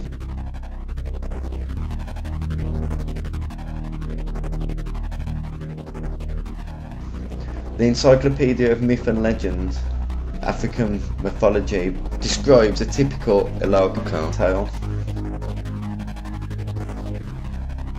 One day, a hunter took his wife into the forest where they had a hut and a palisade around it. When he went out to inspect his traps, he told her, "When you hear the bell ring, do not move. If you do, you will die." Soon after he had left, she heard a charming sound of a little bell coming closer. For the Alauco has a good nose for feminine flesh. Finally, a gentle voice asked to be let into the room. It was said to be a voice like a child. The woman opened the door and there was an Alauco, looking small and innocent. She offered him a banana mash with a fried fruit, but he refused. "We only eat human flesh. I have not eaten for a long time. Give me a piece of your arm." At last the woman consented, totally under the spell of the Alauco. That night her husband is said to have come back and found only her bones.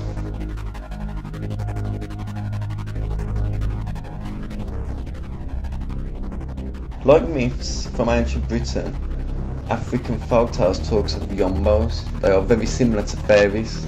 They are thought to be about 2 foot tall and be pearly white in colour with silver hair. They are thought to love to dance in the moonlight, and they feast on fish and food that they have stolen from humans.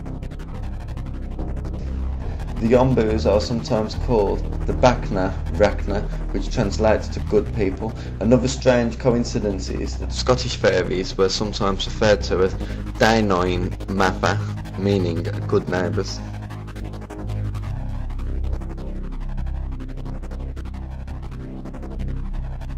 In Zulu mythology, Tikalashi is considered to be a mischievous and evil spirit that became invisible by drinking water.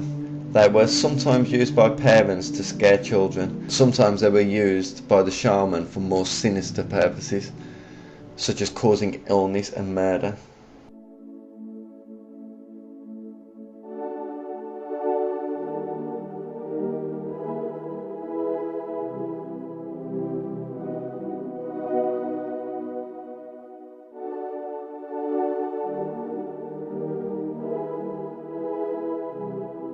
A Nganga is a type of witch doctor, herbalist and spiritual healer which are said to have the power to banish the Tikalashi from the local area.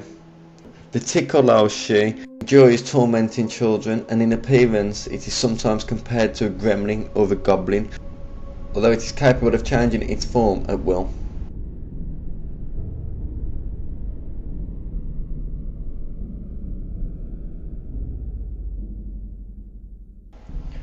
The fond people of present-day Benin talk of an angry god that is full of hate towards humans.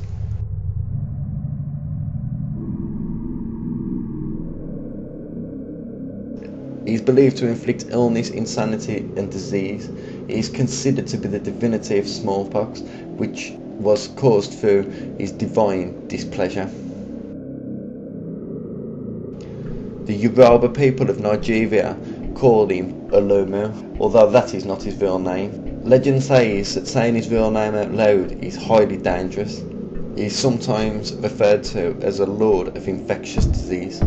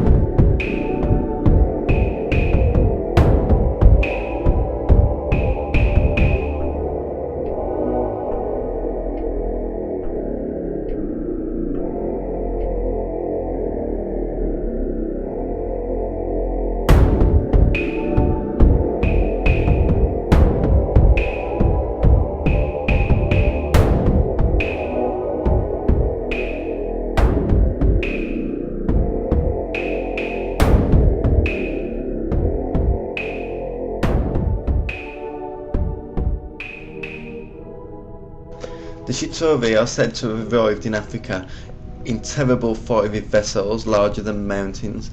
They were described as reptilian in appearance.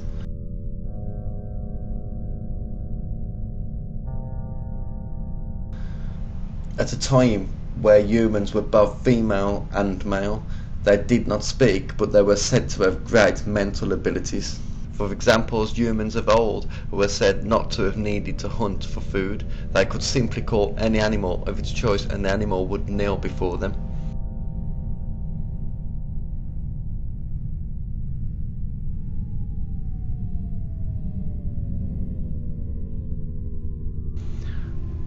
Upon their arrival, the Shitobi were worshipped as gods by humans. The Shitobi dug 2 caves. One contained a green light and the other a red light. They then drove humans into the caves. Those that went into the green lit cave came out as a woman, and those that went into the red came out as a man.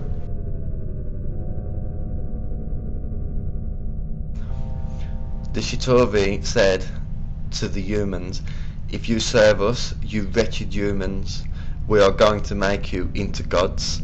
The humans then agreed to serve and worship the Shitobi. The Shitobi are said to have gave mankind the gift of language.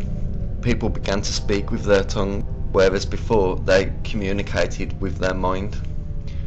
This caused mankind trouble, as one man could not understand the next man's language. This would eventually begin to cause communication problems, and fights between different tribes of humans became much more common.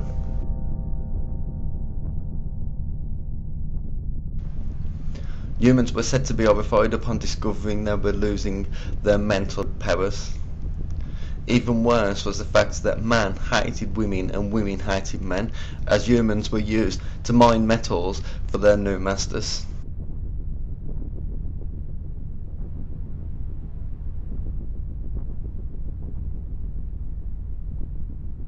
African tradition says that Shitobi challenged God, fought a war against God, the Creator. However, they were defeated, and as punishment God tied their mouths to prevent them from speaking. This also prevented them from eating, and because of this, the Shitobi are forced to feed on energy that we give them as a type of parasite. They thrive on negativity. They are also thought to enjoy certain levels of thinking, which they can reward with a long life. Negative feelings like fear, death and terror are also said to feed the Shitobi. I've had personal experience of these, and there are people who claim that these creatures are gods. There are people who claim that these creatures are experimenting on us. That is a lot of rubbish. These creatures are harvesting us. These creatures are not aliens, Mr. Ike. These creatures are sexually compatible with our women. And what does that tell you? It tells you that they came from here. They are part of us. And this makes them all the more dangerous. They know us very, very, very well. They know the great weaknesses of our minds, just as they know the great strengths of our minds. They operate in what I call the gray area of human existence, that side of our lives which we don't want to acknowledge the existence of.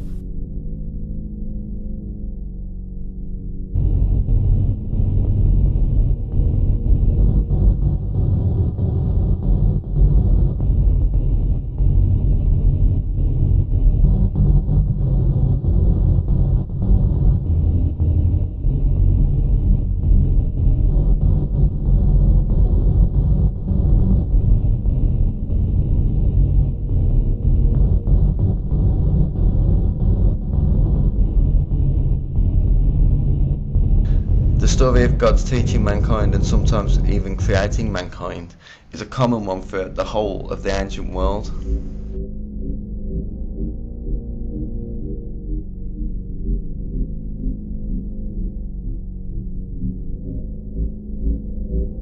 As is a belief of negative spirits, sometimes known as demons, manipulating people's behaviour and planet Earth.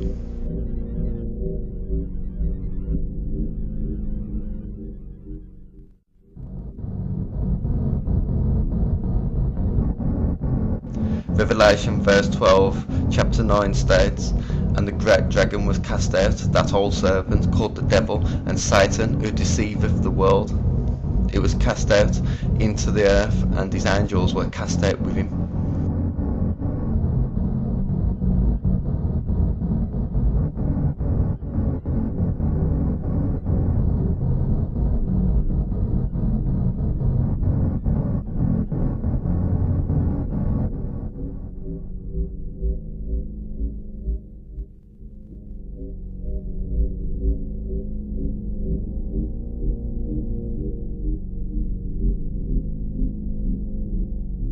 In Islamic theology, the shaitan is sometimes called the devil or the demon, but the shaitan are actually the jinn that disobeyed God and followed Iblis.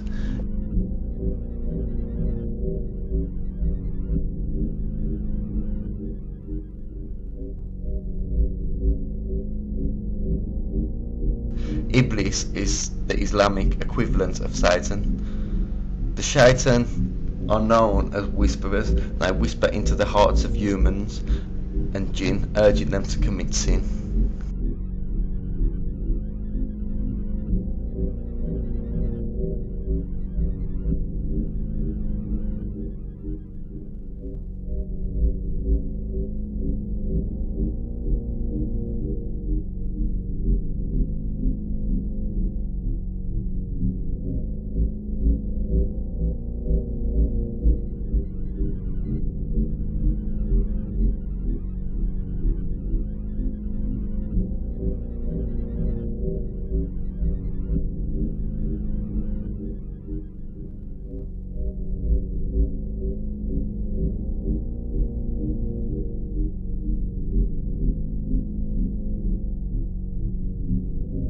According to Islamic beliefs, Azazel is the name of the devil before losing God's mercy.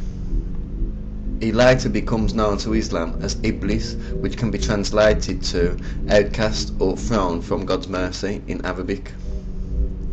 In some traditions of Judaism and Christianity, Azazel is the name of a fallen angel. In other traditions of Judaism, Azazel is not the name of an entity, but rather means literally for complete removal.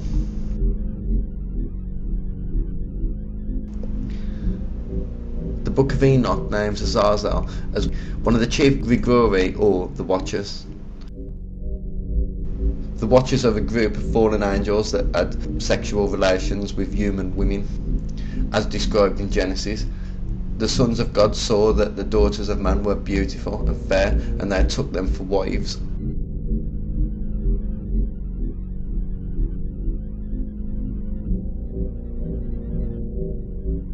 The Book of Enoch also claims that Azazel was responsible for teaching people to make weapons and cosmetics, for which he was cast out of heaven. The Book of Enoch tells us Azazel taught men to make swords and knives and shields and breastplates, and made known to them metals of the earth and the art of working them, and bracelets and ornaments, and the use of antimony and the beautifying of eyelids, and all kinds of costly stones and colouring tinctures. And there arose much godlessness, and they committed fornication, and they were led astray.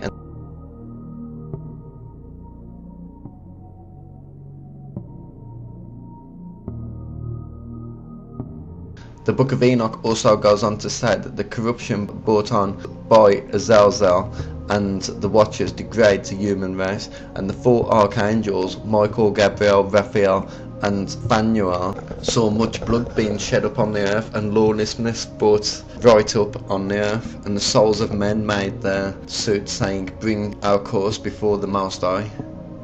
The whole of the earth has been corrupted through the works that were taught by Azazel. To him ascribe all sin.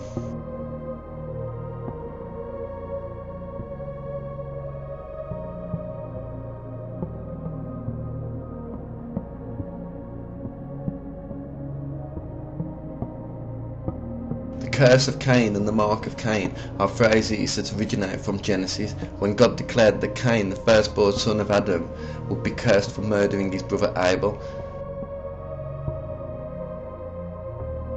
Do not be like Cain, who belonged to the evil one and murdered his brother. And why did he murder him? His own actions were evil and his brothers were righteous, declares John chapter 3 verse 12. Adam knew his wife intimately, and she conceived and bore Cain. She says, I have made a male child with the Lord's help. Then she also gave birth to his brother Abel. Now Abel became a shepherd of a flock, but Cain cultivated the lands. In the course of time, Cain presented some of the land's produce as an offering to the Lord, and Abel also presented some of the firstborn's flock and their fat portions.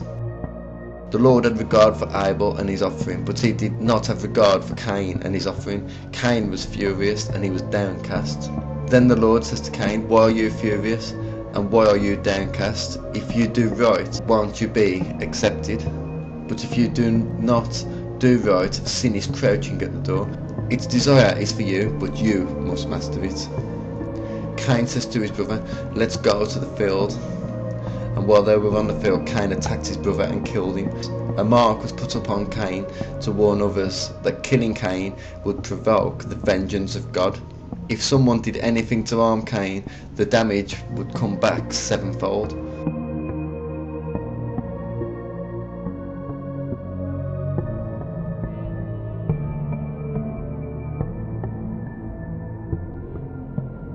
The serpent's seed is a controversial doctrine in which the serpent is believed to have mated with Eve. Cain is considered to be the serpent's seed, or the son of Satan, thus creating the serpent bloodline.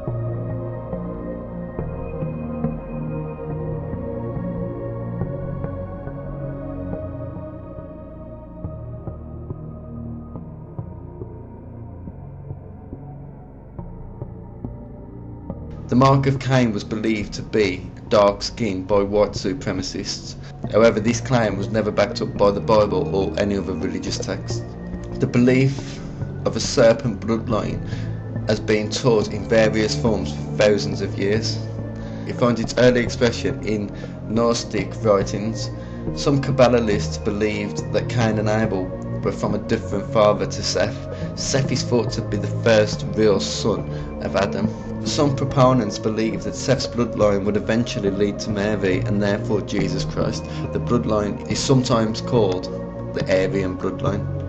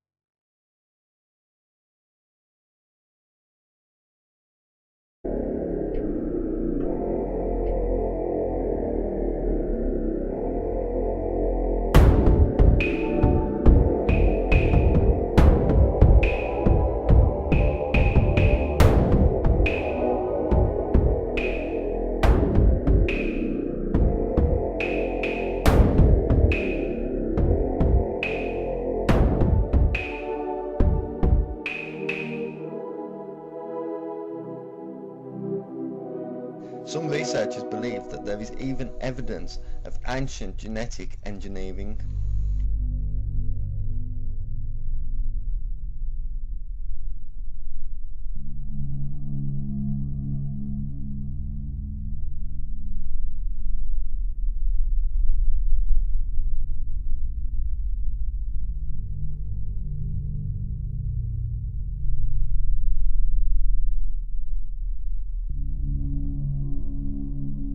Stories and art from around the world describes animals that appear to have been crossbred with other species of animals, and sometimes even humans, like the centaur, a half-human, half-horse creature, the minotaur and fauns from Greek mythology,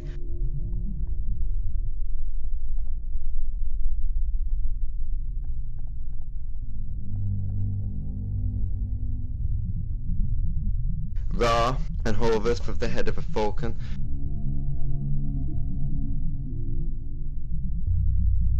These strange animals also show up in art from ancient Sumeria, ancient India and many other places.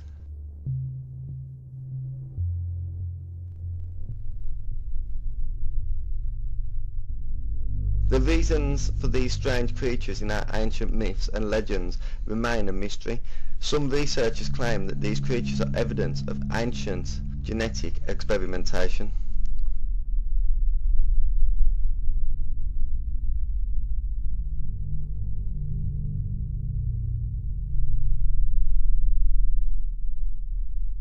The griffin is most common in ancient Greece, but there have been evidence of representations of griffins in ancient Persian and ancient Egyptian art dating back before 3000 BC.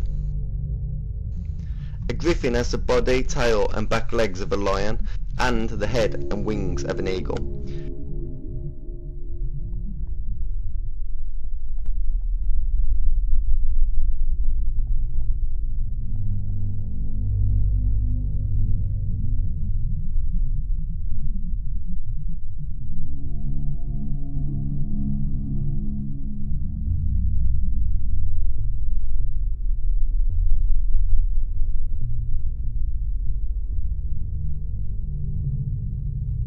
Amit was known as the devourer of the dead, or the eater of the hearts in ancient Egypt. With a body that was part lion, part hippopotamus and part crocodile, thought to be the three largest man-eating animals known to the ancient Egyptians. Amit was female and she was feared, not worshipped. It was believed that if Amit devoured your heart, your soul would become forever restless.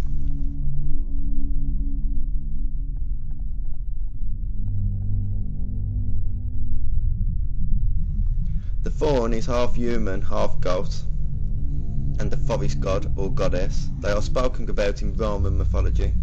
Ancient Roman mythology also included a god named Faunus and a goddess named Fauna. They were described as goat people.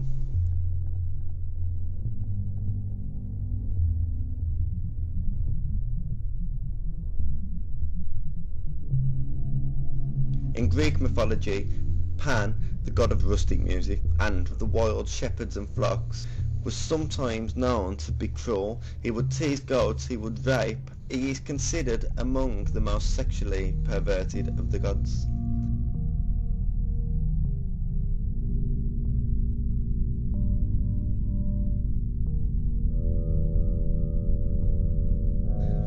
The Minotaur was a creature from Greek mythology with the head of a bull on the body of a man, or, as described by Roman poet Ovid, part man, part bull. After he ascended the throne,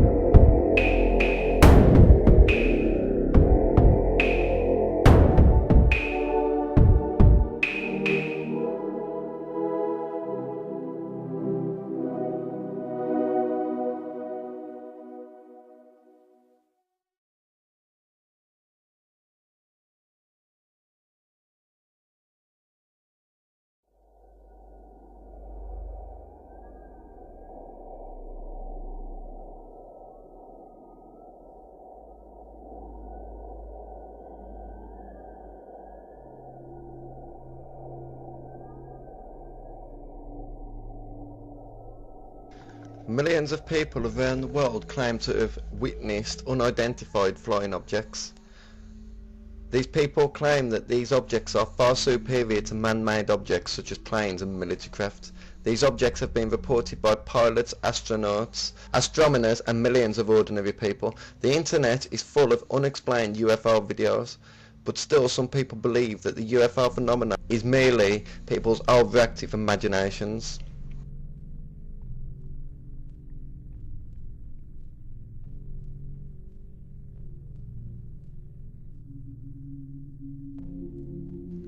Can the UFO phenomenon really be dismissed as imagination, or rather really creatures from other worlds visiting us? Over the years, NASA have released hundreds of images taken from Mars. Most of these images portray Mars as a lifeless planet, showing no sign of life anywhere, until 1976, when Viking 1 caught what appears to be a giant face on the surface of Mars.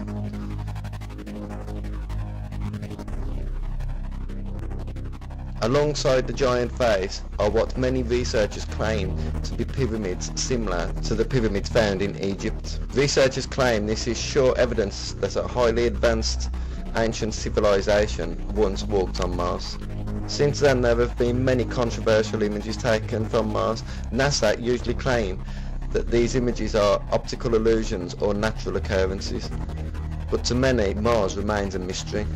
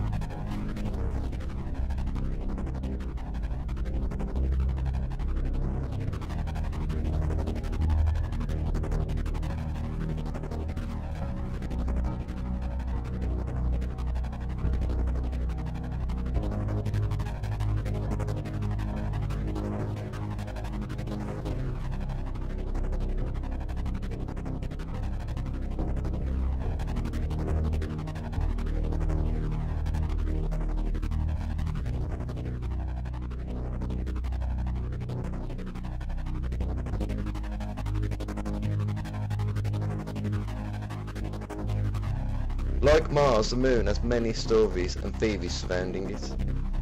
From the Moon landing being a hoax, to us landing on the Moon but being warned off by aliens.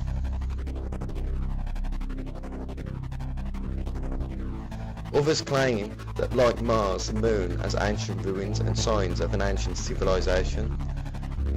The Moon also remains a mystery.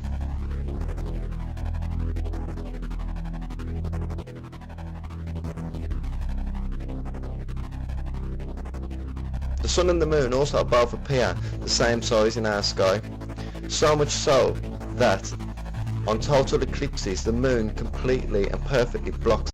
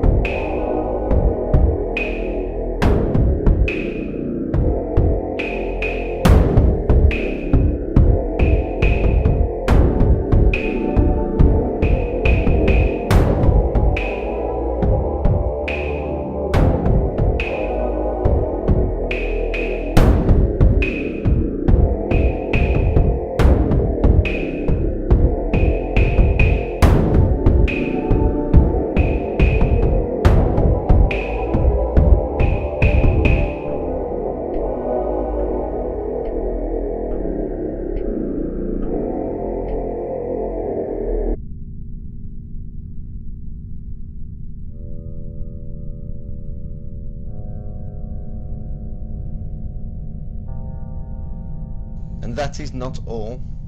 Strange creatures with seemingly supernatural abilities also show up all over the ancient world. Are these creatures that most people believe to be aliens from different planets, solar systems and even different galaxies the same strange creatures that are spoken about in ancient mythology?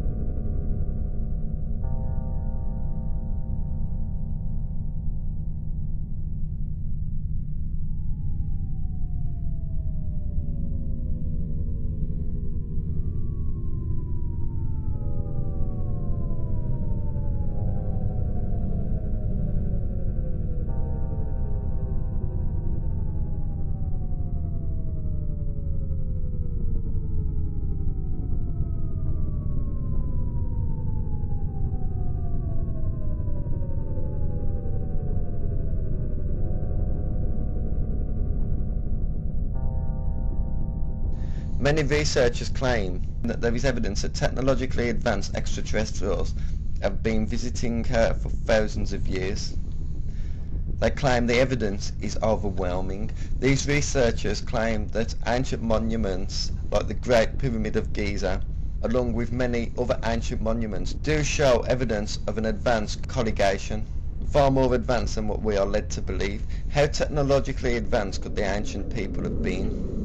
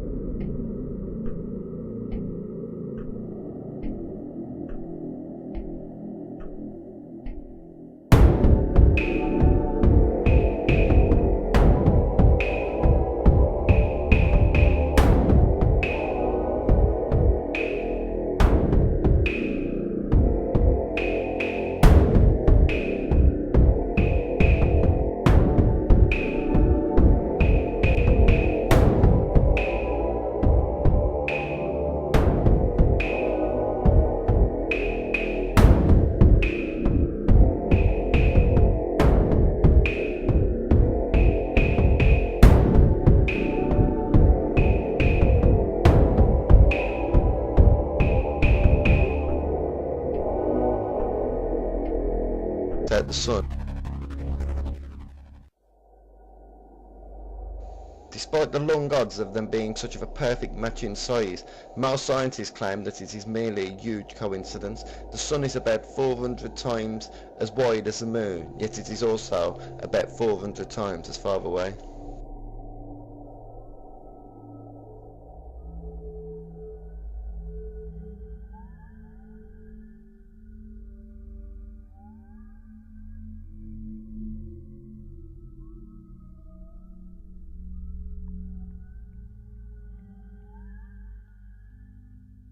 Along with UFO sightings from witnesses that are reported around the world on a daily basis, fewer in number are those that tell stories that usually consist of the subject being taken away from their homes and taken onto an alien craft where strange experiments are said to take place.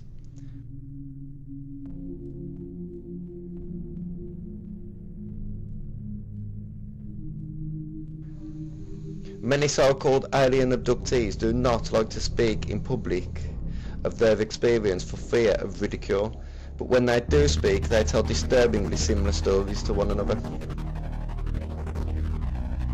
Missing time, being paralysed in bed, unusual marks, a feeling that you are being watched prior to sleeping at night, and strange flashbacks are said to be a few of many symptoms of alien abduction. Most UFO researchers, even skeptics of alien abduction, believe the abductees are having some kind of real experience.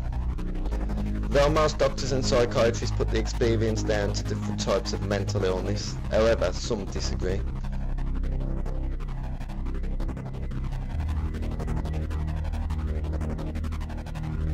John Edward Mack was an American psychiatrist, writer, and professor at Harvard Medical School. John Edward Mack initially suspected that these people were suffering from mental illness, but when no obvious pathologies were present in the persons he interviewed, his interest in alien abduction began. The BBC quoted Mack as saying, "I would never say yes, there are aliens taking people. I would say there is a powerful, compelling phenomenon here that I can't account for in any way. That's mysterious, yet I can't know what it is, but it seems to me that it invites deeper, further inquiry." Lawrence Rockefeller funded Mack's organisation for 4 consecutive years at the cost of $250,000 per year.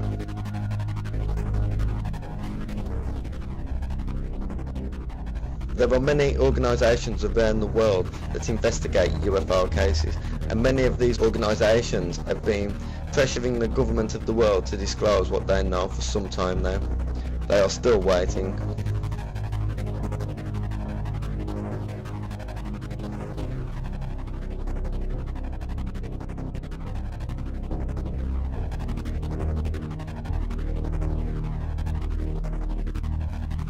Some UFO researchers claim that planet Earth is being visited by literally hundreds of different species of alien. They range in size, appearance and agenda. Some are described to be small, while others are described to dwarf us. From the insect-like greys, the reptilians, and aliens that look like normal people.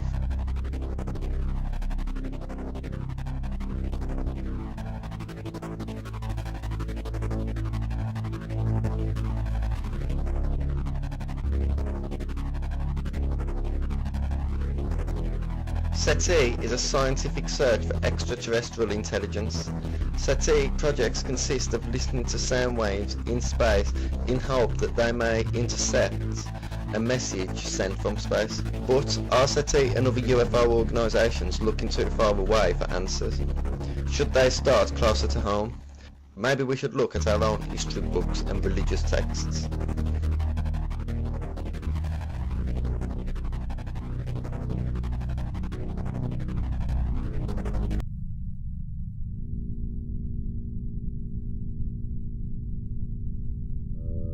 Strange flying objects are spoken about in religious textbooks and ancient writings from all over the world, from the chariots of fire of the Holy Bible to the Vimanas of ancient India.